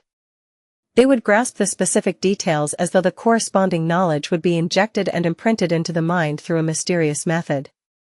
Just now, my head nearly exploded. Klein smiled and shook his head, carefully recalling what he had felt and the corresponding magical spells. It had to be said that magician was indeed considered a powerful sequence 7 with it possessing many miraculous abilities that could all be cast very quickly. Among them, there were 3 which Klein valued and liked the most. The most important one was damage transfer. As long as he didn't die instantly, as long as his hands could still move, he could transfer the vital wounds to unimportant areas like his arms, turning fatal wounds into minor injuries. This was a very useful beyonder ability for life preservation in actual combat. The only problem is that at sequence 7, wounds can only be transferred around my body, and there's only one opportunity. Perhaps as my sequence is raised, the wounds can be transferred to other items or people. It really does feel like magic. Klein imagined the future. The second spell was Flaming Jump. Within a range of 30 meters, he could phase between a fire spark that he had left behind and the original flame. It was similar to teleportation, which seemed to have a uniqueness of gaining help from the spirit world. Well, it can be used to its fullest when performing magic. Klein mocked himself inwardly with great satisfaction. More importantly, as he digested the potion and raised his sequence, the range of Flaming Jump would increase significantly. The third type of Beyonder spell was the air bullets, which Klein had seen the suited clown from the Secret Order use. The magician could produce air projectiles with power and speed comparable to that of the bullets fired from a custom revolver just by snapping his fingers or mimicking sounds. Furthermore, the effect would improve along with the digestion of the potion and the raising of his sequence. Klein suspected that at sequence 4 or 5, he could create his own cannonball. This way, I don't need to buy more revolvers and bullets anymore. No, I still need to buy one. There are many matters that don't need me to expose my Beyonder powers. Any problem that can be solved with guns isn't a problem. Klein nodded indiscernibly and began to examine the other spells and spell-like abilities. The fourth type was paper figurine substitutes. At a critical moment, the magician could temporarily change the paper figurine into him while he swapped places. It was a relatively simple substitute spell that could not only block a fatal blow but also weaken the damage from hexes. So this is the use of all the paper figurines that Nimblewright Master Rosago had brought with him. He must feel regret because he was contaminated by the true creator and didn't have the chance to use a substitute at all. The biggest problem with this spell is the need to prepare the materials beforehand, which means that the paper figurines have to be cut in advance. In the early days of the 5th epoch, Beyonders who brought similar items would undoubtedly be regarded as a dark warlock. If it's discovered now, I'll most likely be suspected. Klein mulled over the uses and limitations of paper figurine substitutes. The fifth kind of spell-like ability was called flame controlling. As the name implied, one could manipulate flames within a range of 30 meters with a simple action. It could also be used to ignite certain items within this range. Once the potion has been completely digested, or when I advance in sequence, one could summon a swirling flame out of thin air. The sixth was illusion creation. By influencing the surrounding environment, one could create illusions with colors, sounds, and smells that were close to reality, allowing one to pass off the fake as the truth and deceive the enemy. This is a specialty of a magician. Klein chuckled and walked over to the oriel window as he took in the night scene of the streets with great satisfaction. The seventh was a fake form of underwater breathing. The principle behind it was to create a thin, invisible air pipe which would allow the magician to breathe freely and seemingly turn into so-called murlocs. The problem was that the air pipe had a limited length. At his present stage, Klein could only maintain it at around 5 meters, which meant that if the water depth exceeded 5 meters, he could drown. Of course, the potion's digestion and sequence advancement would result in the growth of the air pipe. The eighth was a spell-like ability, bone softening. This helped a magician break free from handcuffs, ropes, and chests. It's also a specialty. Klein thought in a good mood. The ninth was the evolution of the clown's ability to turn paper into throwing knives, called drawing paper as weapons. Not only could it turn paper into sharp objects, but it could also temporarily turn into weapons such as bats or bricks, etc. These were the 9 main spells or spell-like abilities of a magician. Although they weren't particularly strong in both the offensive and defensive aspect, nor were they particularly bizarre, they stood out for their variety. They allowed Klein's strength to instantly rise by more than one level, and his life preservation and means of escape became even better. Moreover, magicians had the ability to cast spells at high speeds. This was a sequence of Beyonders who didn't need to chant or inject spirituality. With just a simple action, they could cast a corresponding spell or spell-like ability. In addition, the potion made Klein attain some tiny tricks, but they weren't very practical. I can barely be considered quite a good Beyonder. Klein sighed silently. Just as he was about to go out for a stroll and get another revolver and replenish his bullets at the Braveheart's bar, the gas lamps outside the oriel window which tainted the crimson moon's moonlight suddenly turned darker and deeper. Klein looked up in surprise and saw that the dark clouds and mist had dispersed, clearly revealing the red moon, which was a little more than a semicircle. Its outline rapidly turned into a full circle, and in just a few seconds, it had turned into a full moon that was as red as blood. It had only been 2 weeks since the last full moon. According to the normal calendar, according to astronomy, there were still about 10 days left until the next full moon. This is the blood moon? Klein's lips moved slightly as he muttered to himself in relief. In this world, the changes to the room were both regular and irregular. Ordinarily, it was exactly the same experience Klein had in his previous life. However, there were always a few times every year when it would suddenly become round and dark red, just like blood. Such a situation that had no logic to it. At times, it happened only once a year, and sometimes, 4 or 5 times a year. Neither astronomers nor mystics could explain this phenomenon or come up with a pattern.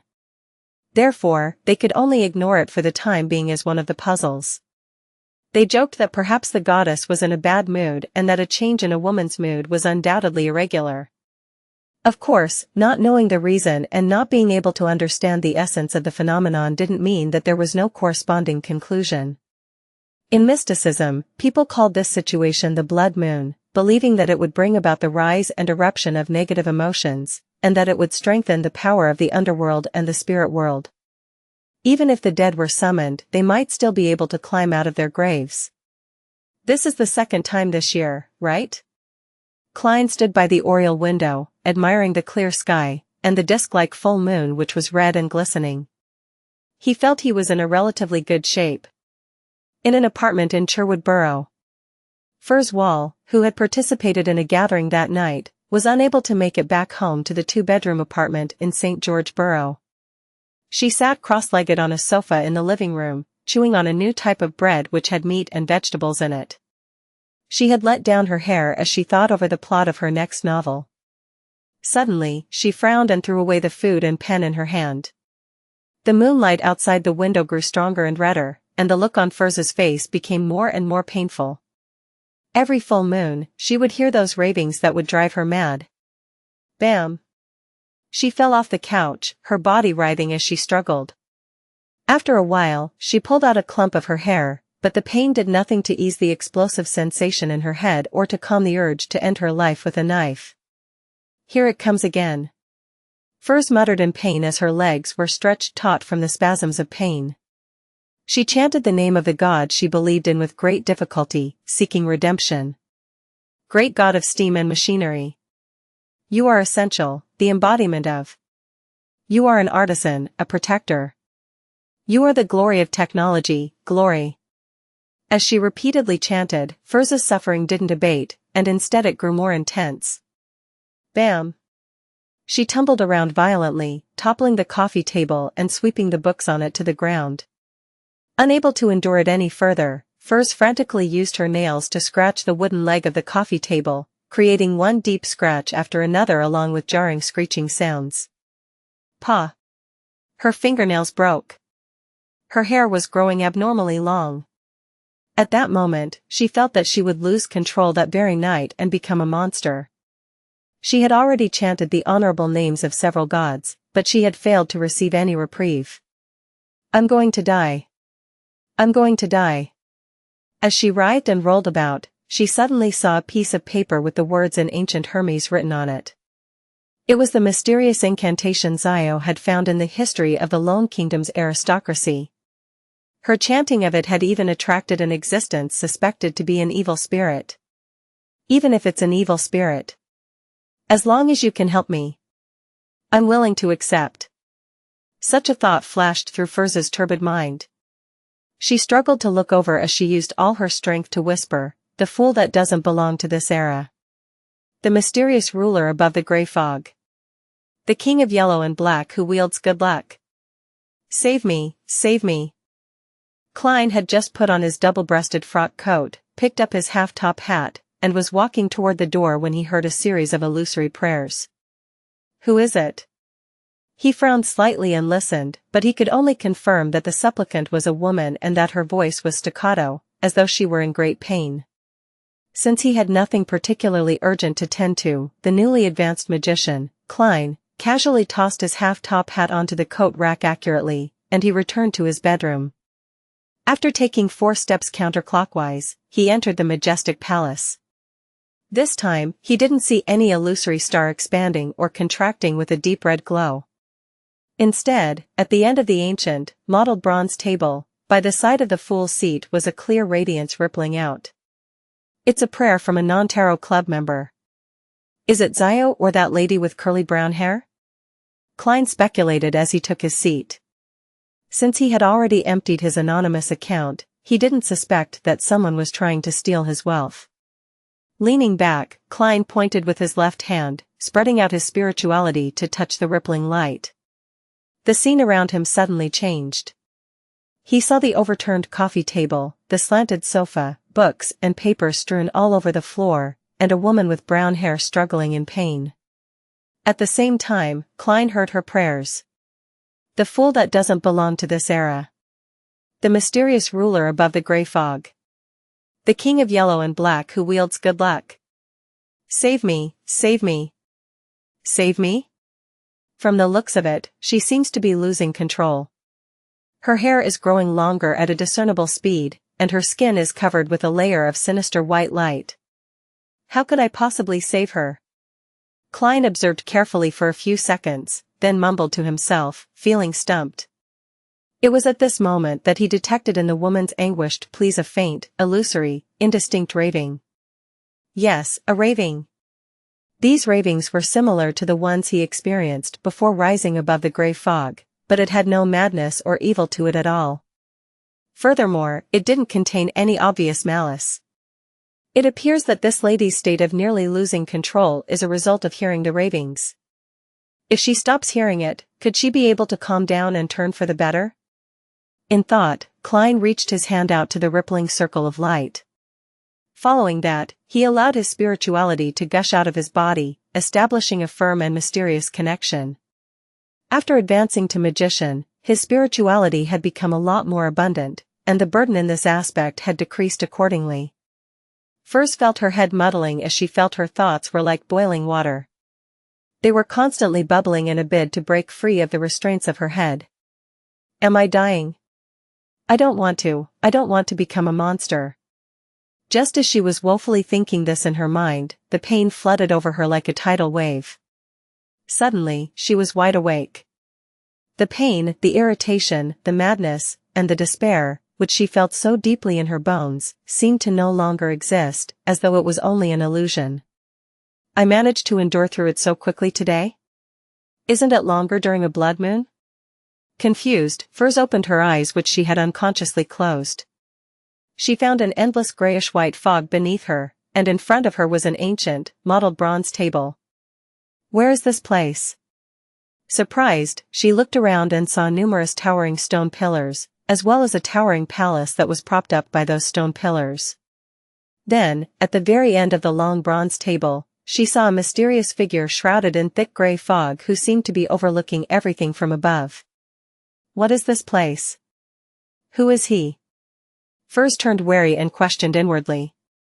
Then, she remembered what she had just done. Under her extreme pain, she had chanted the mysterious incantation which Zio had found in the history of the Lone Kingdom's aristocracy, an incantation that was suspected to be directed at some evil god. No, not just evil spirits. He was actually able to temporarily help me get rid of the harmful effects of those terrifying ravings. He even pulled me into this strange world. This? While Furs suppressed the fear in her heart, she half stood up and bowed. May I know who you are? At that moment, she suddenly recalled the contents of the incantation as she blurted out, You are the fool. Mr. Fool. You are His Excellency, the Fool? Klein smiled, nodded slightly and said, Just call me Mr. Fool. As he spoke, he noticed on the back of the chair in which Furs was sitting on, the symbols and mysterious patterns formed by the shining stars were rapidly changing. In just 1 or 2 seconds, the interior of the room was covered with layers upon layers of doors. Numerous illusory doors of the same kind were formed there. Door? As soon as Klein saw the symbol, he immediately associated it with the mention of Mr. Door in Roselle's diary.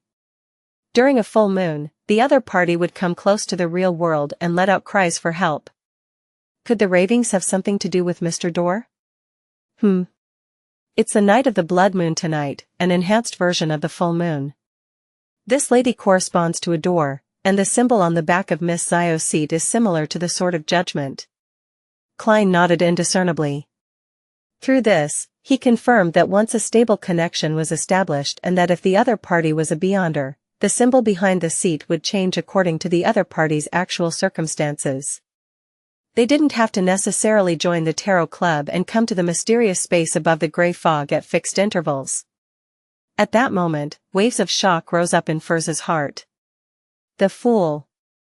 It's indeed the Fool. That honorable name does point towards a powerful existence. What does he want? Will he want to make a transaction with my soul? It's at least better than losing control from those Ravings. I guess I managed to claw my life back. Whatever happens in the future would just be a bonus. While she was still lost in her thoughts, she suddenly heard Mr. Fool ask with a smile, "You hear Ravings from nowhere every full moon? How does he know?" Furz looked over in surprise and replied in a daze, "Yes." Before she finished her sentence, she suddenly thought of a possibility and asked, Do you know the origin of those Ravings? Do you know who is trying to harm me? Do you know how to solve this problem once and for all? He's a miserable wretch who is lost in the darkness and trapped in a storm. Klein had intended to reply with the words that would shape his image, but when he thought about it, he couldn't be sure that the woman in front of him had indeed heard the words coming from Mr. Door. In order to not make any mistakes and to not embarrass himself in the future, he skipped over the question and said with a vague smile, "He might not necessarily want to hurt you. Perhaps, he is just asking for your help." Therefore, the Ravings weren't malicious, not crazy or evil. Asking for my help? But those Ravings push me closer and closer to losing control. If you hadn't helped me, I might have become a monster by now, Furz returned incredulously. Klein grinned and said, "That's because you're too weak." "I'm too weak?" Furz was stunned and at a loss. Klein briefly explained, "The difference in your life's natural order and his is too great. Perhaps, just by breathing normally, the storm brought about by him can rip you to pieces. Perhaps, just a glance from him will cause you to die on the spot. Of course, if he purposely controls his own strength, it's not that he can't communicate normally with you. However, his voice might need to pass through layers of obstructions in order to reach your ears. Deliberate control typically implies a failure to call for help." That's if we assume that he's calling for help. The difference in our life's natural order is too great. I would die from just one glance from him. Furz was stunned from what she heard. After quite some time, she forced a smile and said, "This reminds me of a saying. You may not look directly at God." Klein smiled at her without giving a positive answer. Could it be that those terrifying Ravings really come from an existence who's nearly a god? Mr. Fool can help me eliminate that person's influence, and all this time, he's been talking about it in a rather bland tone. Does this mean that he and that existence's life's natural order are at the same level? The more she thought about it, the more shocked she became. Even her body couldn't stop trembling. Klein waited a few seconds, then asked, "How long does it last every full moon?" 3 to 5 minutes.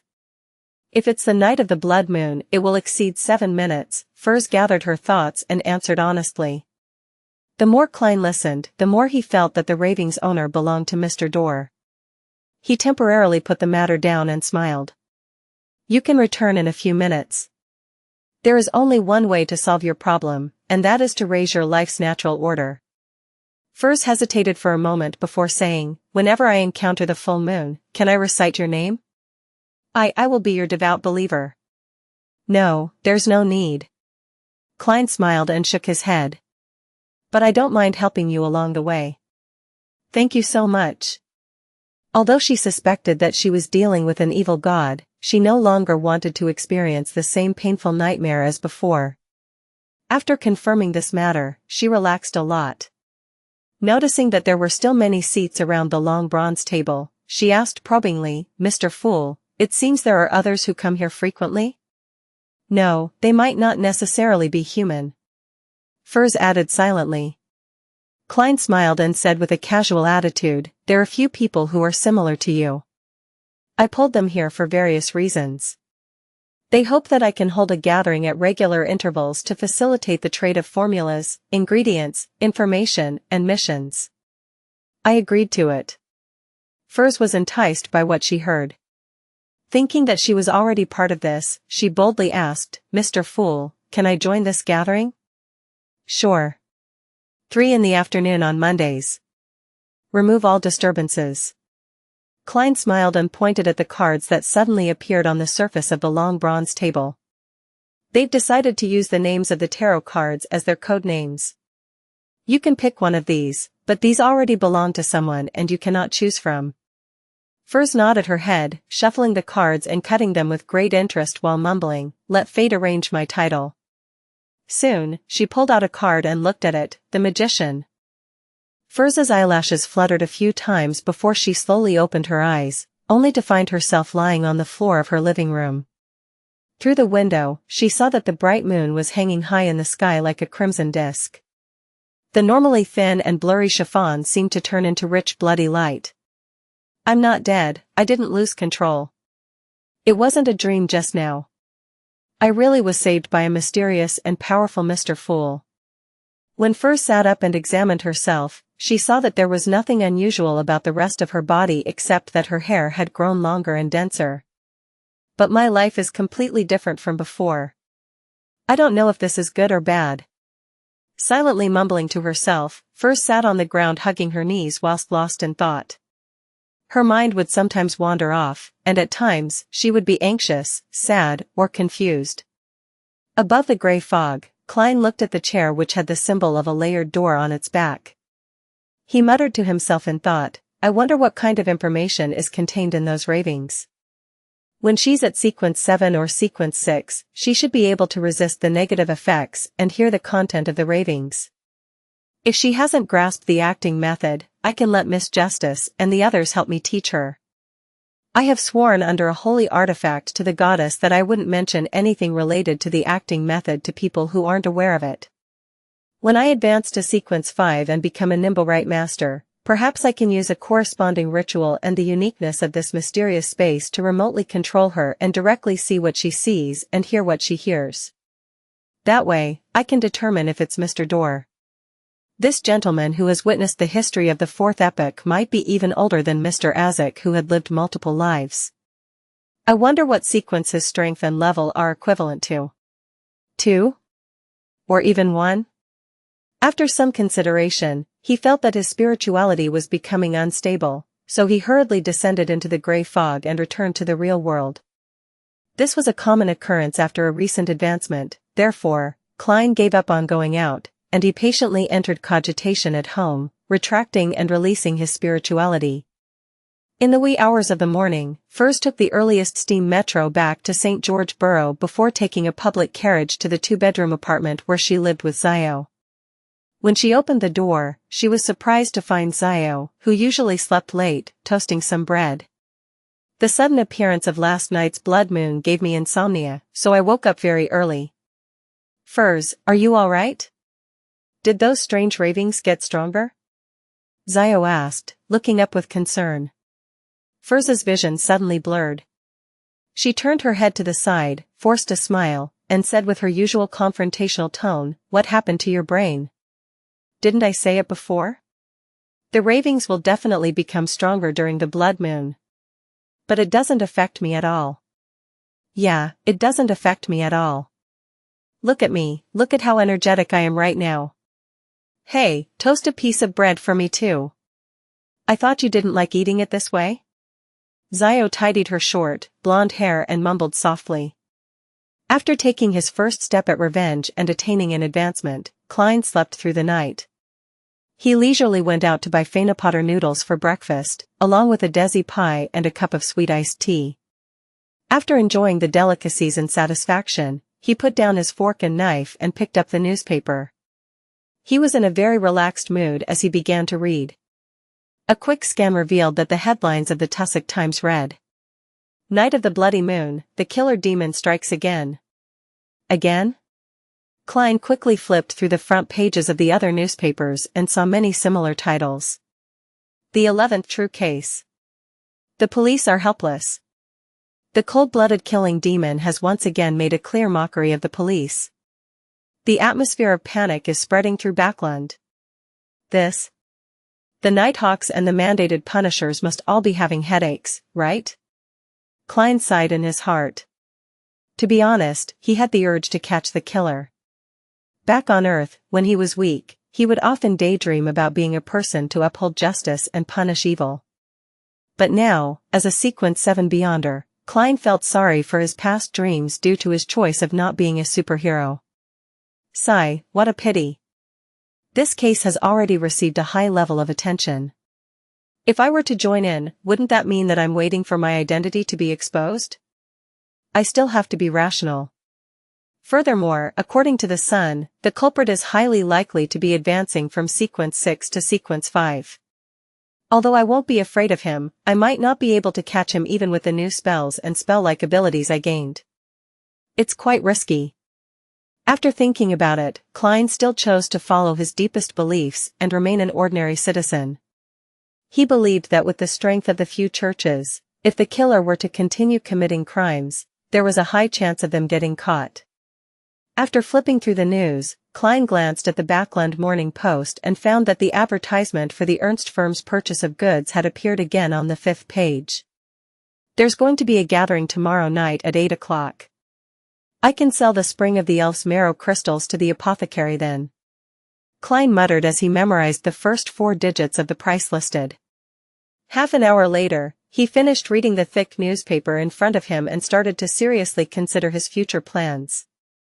The long-term plan is to advance to a higher sequence, becoming a demigod expert before I plot my revenge against Ensanguil. A mid-term plan is to find the acting method for magician. I'll slowly summarize the corresponding mantras to observe, so as to digest the potion bit by bit. During this process, I'll start my search for the characteristic of a human-skinned shadow, hair from a deep-sea naga and thousand-faced hunter's blood and mutated pituitary gland, as well as the means to remove an evil god's corruption from an object. The Beyonder ingredients of Sequence 6 each cost around £1,500. It's very expensive.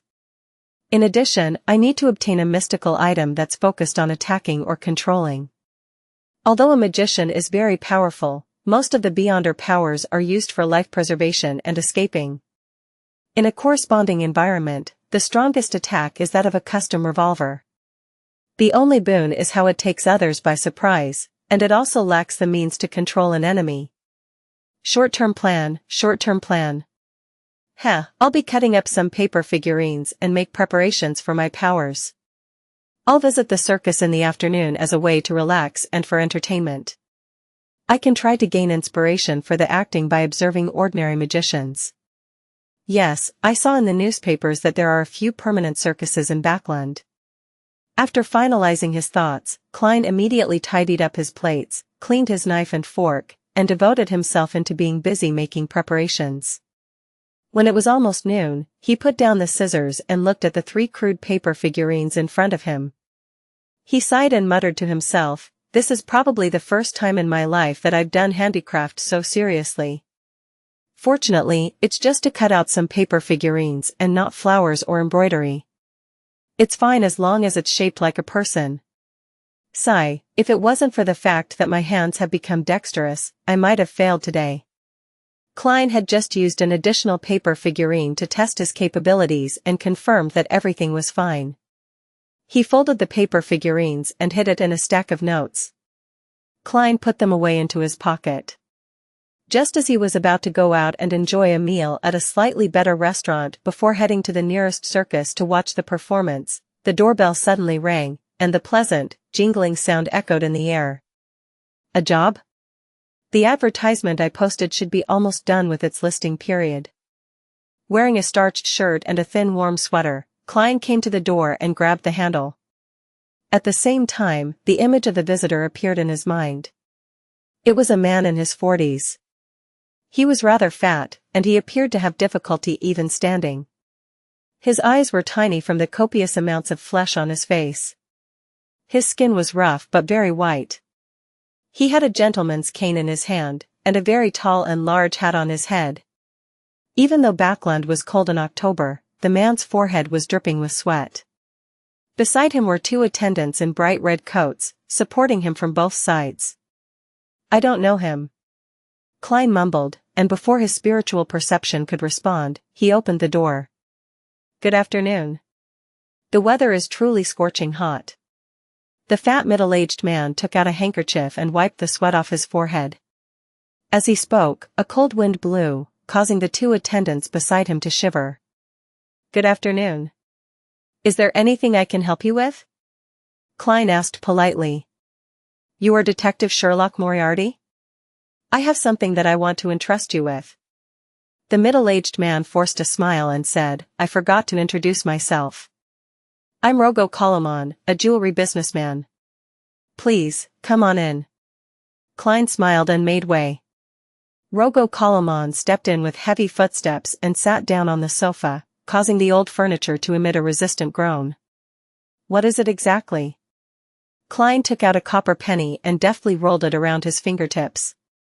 Rogo sighed and said, "I wish for you to protect my son until tomorrow afternoon. He has offended some lunatics." "Until tomorrow afternoon? Have you found a solution? Why not call the police?" Klein asked unhurriedly. Rogo remained silent for 2 seconds before saying, "Adel got into some bad company and was led to do bad things by them. Oh, it's nothing too serious, but ones that can land him in prison. Unless it's necessary, I don't want to call the police. He recently had a falling out with those bad friends of his. As a result, he suddenly broke down and kept yelling that those people wanted to kill him. I was very worried, so I hired 6 senior bodyguards from a security company to keep watch outside. Then, I hired another 4 private detectives to take shifts watching over Adel, even if he's sleeping.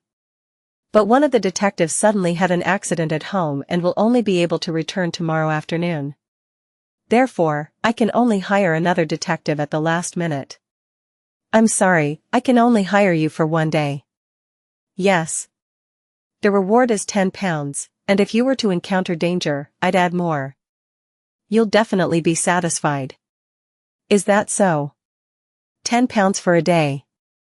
That's equivalent to a week's salary of Mr. Sammer from next door."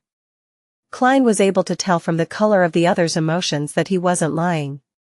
During the brief silence in the living room, he kept flipping the copper penny between his fingers and with a thud, it fell into his palm. Klein glanced at it, bent his fingers and smiled. "Deal." West Borough, Grim Garden Street. Klein, with quite a stubble around his mouth, wore a pair of gold-rimmed glasses while carrying a top hat and a black cane. He followed Rogo Koloman into a spacious and bright living room. There was a huge crystal chandelier hanging from the ceiling. The walls, corners, and tables were decorated with all kinds of golden carvings and ornaments. The entire area looked gorgeous, exquisite, and luxurious. As expected of a jewelry businessman, a businessman staying in West Borough. Klein scanned the oil paintings by the side and sighed. With every step Rogo took, the fat on his body quivered. It left people maliciously wondering when his clothes and pants would snap. However, as a jewelry businessman, he had enough money to buy clothes of the best quality. "Detective Moriarty, this is my son, Adel." Logo stopped at the edge of a carpet and pointed to a boy that was 15 or 16 years old and was sitting on a single sofa. As all the fireplaces in the house were lit, and there were metallic pipes to conduct the heat around, the living room was rather warm. It even made Klein feel like taking off his clothes until he only had a shirt and a pair of trousers left. However, the boy was wrapped in a thick fur coat and had a blanket that looked burning hot on his legs. At that moment, he had his head low, tightly hugging himself as he shivered nonstop. His dark blue hair seemed to have lost its luster. Rogo looked at him with concern and raised his voice slightly. "Adel, this is Detective Moriarty." He will be protecting you for today and tomorrow. At these words, Adol raised his head, revealing his pale face, his bluish lips, and his unfocused eyes. Protect me, protect me. They're going to kill me. They want to kill me. His voice became sharper and sharper. In the end, he covered his ears with his hands and screamed. After a few seconds, he gradually calmed down. During this process, Klein had already tapped his molars and secretly activated his spirit vision. Huh. He held back the shock that had crept up to his mouth and carefully examined him again. He saw that the color of Adol's aura had been dyed with a deep blackish-green sheen. This is a sign of being haunted by wraiths, a sign of possible possession. Adol's bad friends are already taking revenge on him. Or perhaps, there were no such things as bad company at all. Klein quietly reached out, held Mr. Azek's copper whistle, and allowed his spirituality to spread. Then, he thoughtfully looked away from Adol and looked at the others inside the living room.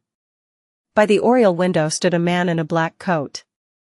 He was tall and sturdy, not smiling, and his waist was bulging as if he were hiding a gun. This should be one of the 6 bodyguards. Klein was about to size up another person when Rogo Koloman introduced Detective Kaslana, her assistant, Lydia. Detective Stewart. At this point, Rogo turned around and pointed at Klein. This is Detective Sherlock Moriarty. Kaslana was in her 30s, had black hair and blue eyes, and thick eyebrows. She was probably a beauty when she was young, but now, because of the sagging muscles on her cheeks, she didn't seem very amiable. Lydia, her assistant, was a red-haired lady of about 20 years of age.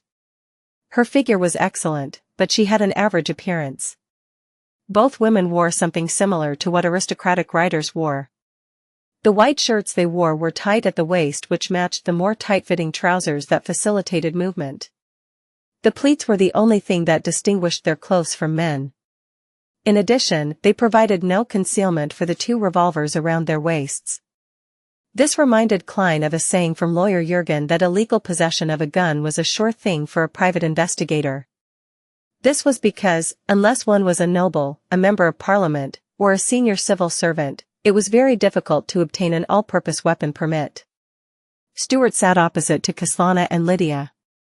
He had a lean face, but he grew a bushy beard. His light green eyes were unusually lively. He was about the same age as Lydia, and almost as tall as Klein, a little over 1.7 m and weighing 140 pounds. Stewart had an armpit holster, and in it, there was obviously a specially designed revolver. After exchanging pleasantries, Klein took off his coat, took off his hat, and handed it to the maidservant next to him. Put it somewhere I can retrieve it quickly from. There are some important items inside. In fact, he had already transferred the paper figurines, notes, charms, a matchbox, etc. to his trouser pockets. The only thing left in his coat was herbal powder, extract essence, keys, and his wallet. There were a total of 206 pounds in paper bills in his wallet. Stewart, who was sitting there, turned his head to size Klein up and chuckled. You didn't bring a gun? Gun? This is my gun. Klein smiled and raised his cane.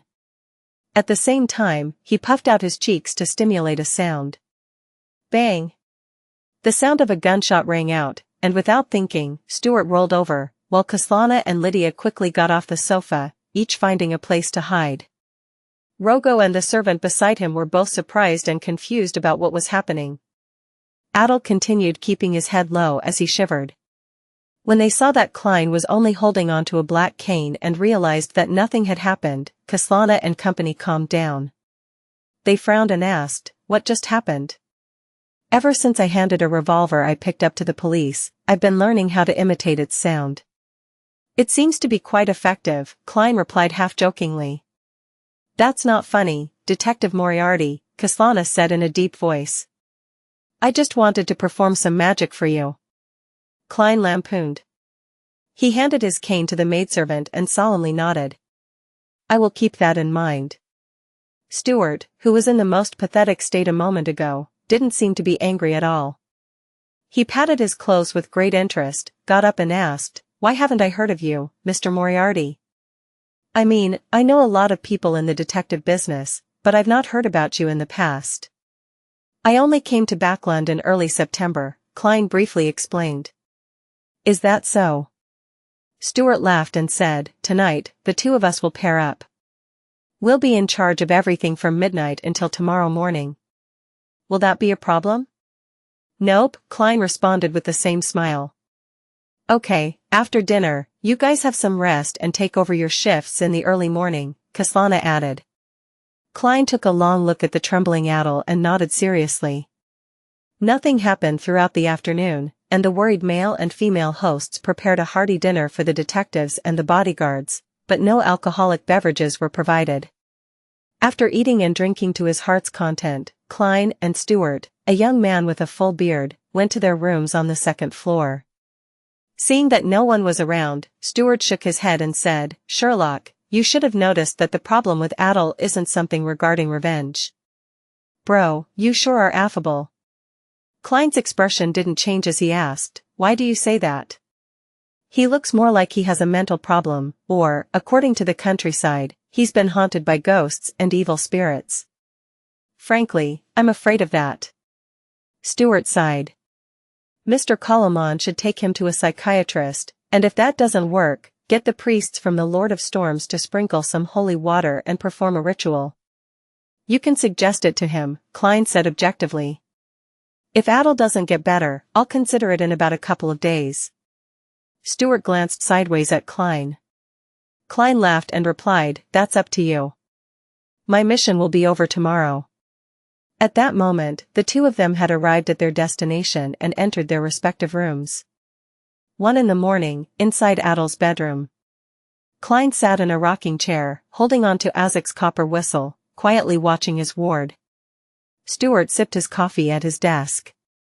The two of them didn't speak, afraid that they would wake the sleeping Adel. As time passed, a cold chill swept through the room. Adel sat up and opened his eyes. What's wrong? Stewart asked somewhat nervously. To the washroom. Adel replied in a soft, dreamy voice. His face seemed paler, and his lips were turning purple. Stewart was about to speak when he saw Sherlock Moriarty stand up and nod at him. I'll follow him. All right. Stewart let out a sigh of relief.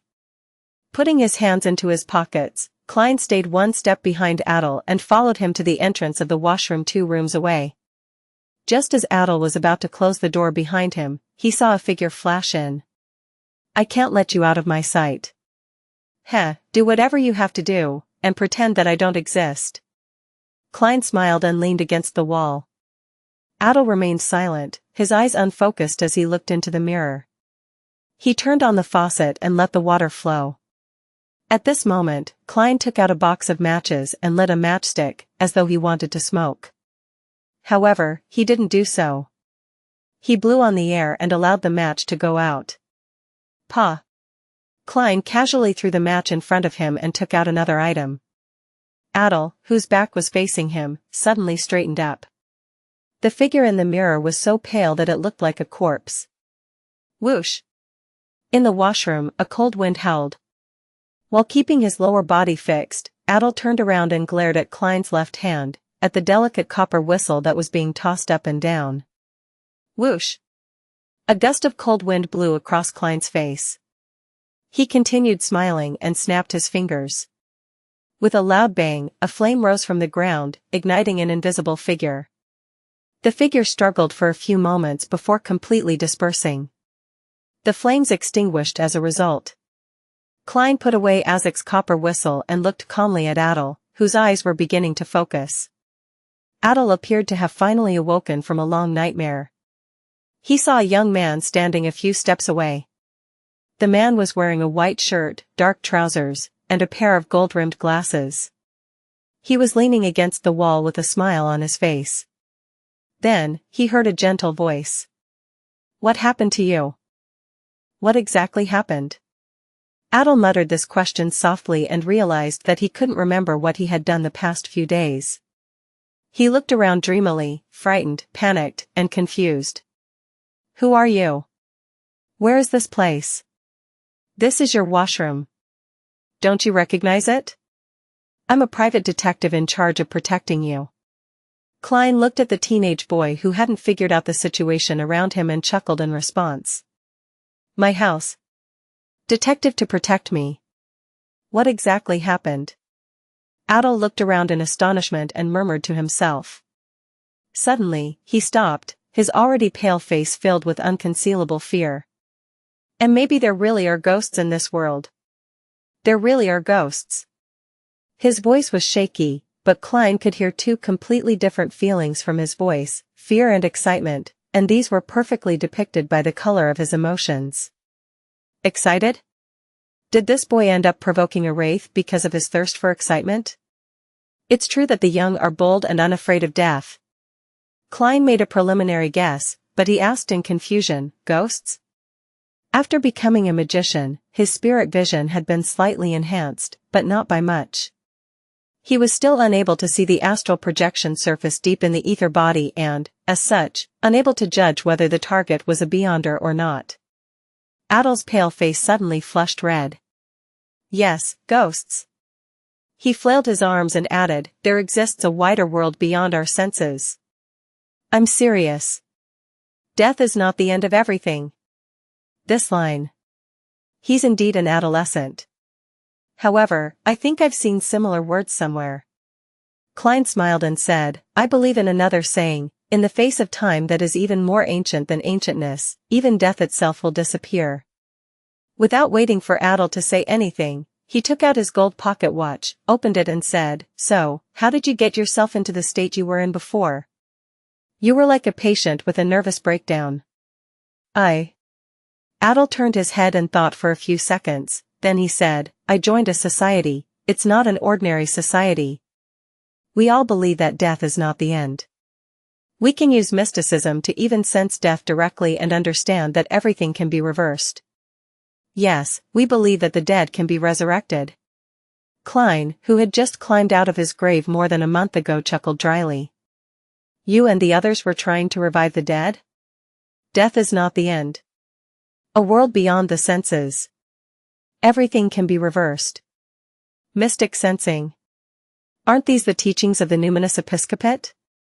These were all created to revive death. He muttered to himself silently in enlightenment. Yes. Adol nodded, his eyes bright, but completely unable to hide his fear. Where did you get your corpses? Klein pressed. We will secretly dig up graves, those that haven't been buried for long, or buy them from the hospital. Adol said as he recalled. It's indeed a crime that can get you thrown into jail. It's no wonder that Rogo Kalaman doesn't want the police involved. You sure are bold to get your thrills. Klein maintained his genial smile and asked, and did you succeed? Not yet. The way they looked at me during the last gathering was like they were looking at a corpse, as if they were wondering where to place their corresponding mystics. And then we danced a spirit dance and communicated with the world beyond with our senses, and then, I lost all my memories since then. Adol's body began to tremble uncontrollably. Spirit dance? It really is the numinous episcopate. This fellow became a test subject for his companions? Klein frowned and asked, your memory is disconnected from that point until now? According to the internal records of the Nighthawks, spirit dances originated from the ancient sacrificial dances that were popular in the southern continent. It was the ritual method that death loved. A spirit dance was to use the beat, rhythm, and movements to harmonize one's spirituality so that it could interact with the natural environment so as to establish an interaction with the target of the prayer. Then, combined with a simple altar arrangement and corresponding honorific name, it can achieve the effects of a more complex ritualistic magic. Yes, Adol softly replied before he suddenly raised his head. What day is it today? What time is it now? Friday morning, 1:12 a.m., Klein answered based on his memory. Adol subconsciously took a deep breath and said, I've missed the newest gathering.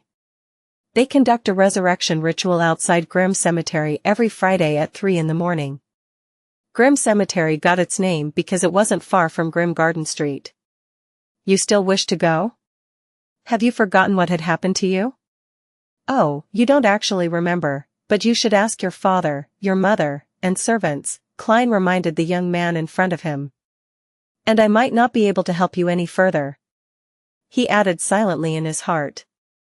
After this incident, he discovered another weakness of a magician, which was the lack of an ability to deal with wraiths and shadow-related creatures. Only the control of fire barely counted. But after those creatures possessed a human body, exorcism and purification became a problem, unless he wanted to kill both the ghost and the human. Of course, Klein wasn't completely helpless in this aspect. He could conduct ritualistic magic to do similar things, but that would be very troublesome. It would easily expose his identity and was unsuited for actual combat.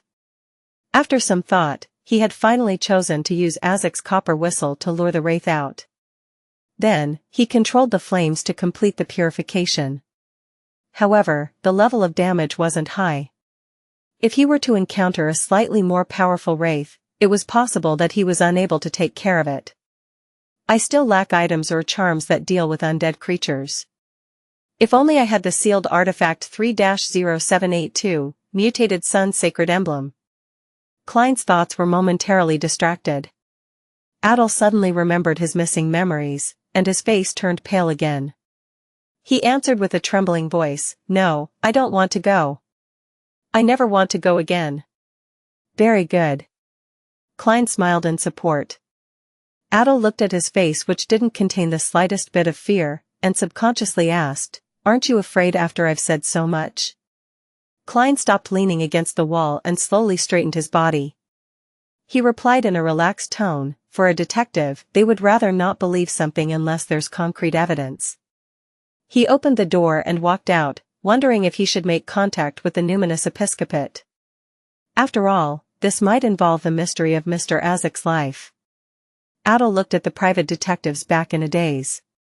It took him quite some time to realize that there was no one in the washroom other than himself. Furthermore, the moonlight outside was so gloomy that it left long shadows, making it seem as though something invisible was lurking and watching. He shivered and hurriedly shouted, "Wait for me."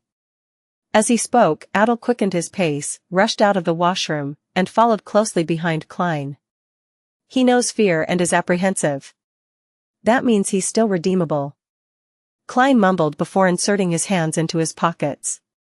When he returned to his bedroom, Stuart didn't notice that Adel had already turned for the better. He still wore a serious expression from the ghost story he imagined himself, so he didn't dare to walk around recklessly. After Adel fell asleep again, Klein took out a copper penny and let it move between his fingers. When it was close to 2:50 a.m., he threw up the coin and caught it firmly before standing up and whispered to Stuart, "I'll be heading to the balcony to smoke a cigarette." "Be quick," Stuart urged with somewhat taut nerves. Klein put on his long gown and walked slowly out the door to the balcony at the end of the corridor. Then, he hid in the shadows. Then, he pulled out a rather crudely cut paper figurine. "Pa!" Klein violently shook his wrist, causing the paper to make a crisp sound. The paper quickly expanded and turned into a human. The person was about the same height as Klein, a wax statue intrinsically carved with the same exact facial features. This was one of the uses of paper figurine substitutes. Soon, Klein focused his mind, clenched his right fist, and lightly tapped his body. Without a sound, the figurine seemed to come alive. It even had a cigarette with a glowing red head in its mouth as the fragrance of tobacco wafted out. By delegating this figurine, this illusion can last half an hour. I'm really a magician. Klein put on his gloves, reached out, and pushed himself over before sliding down the balcony stealthily, avoiding the patrolling security. Outside Grim Cemetery, in a secluded forest.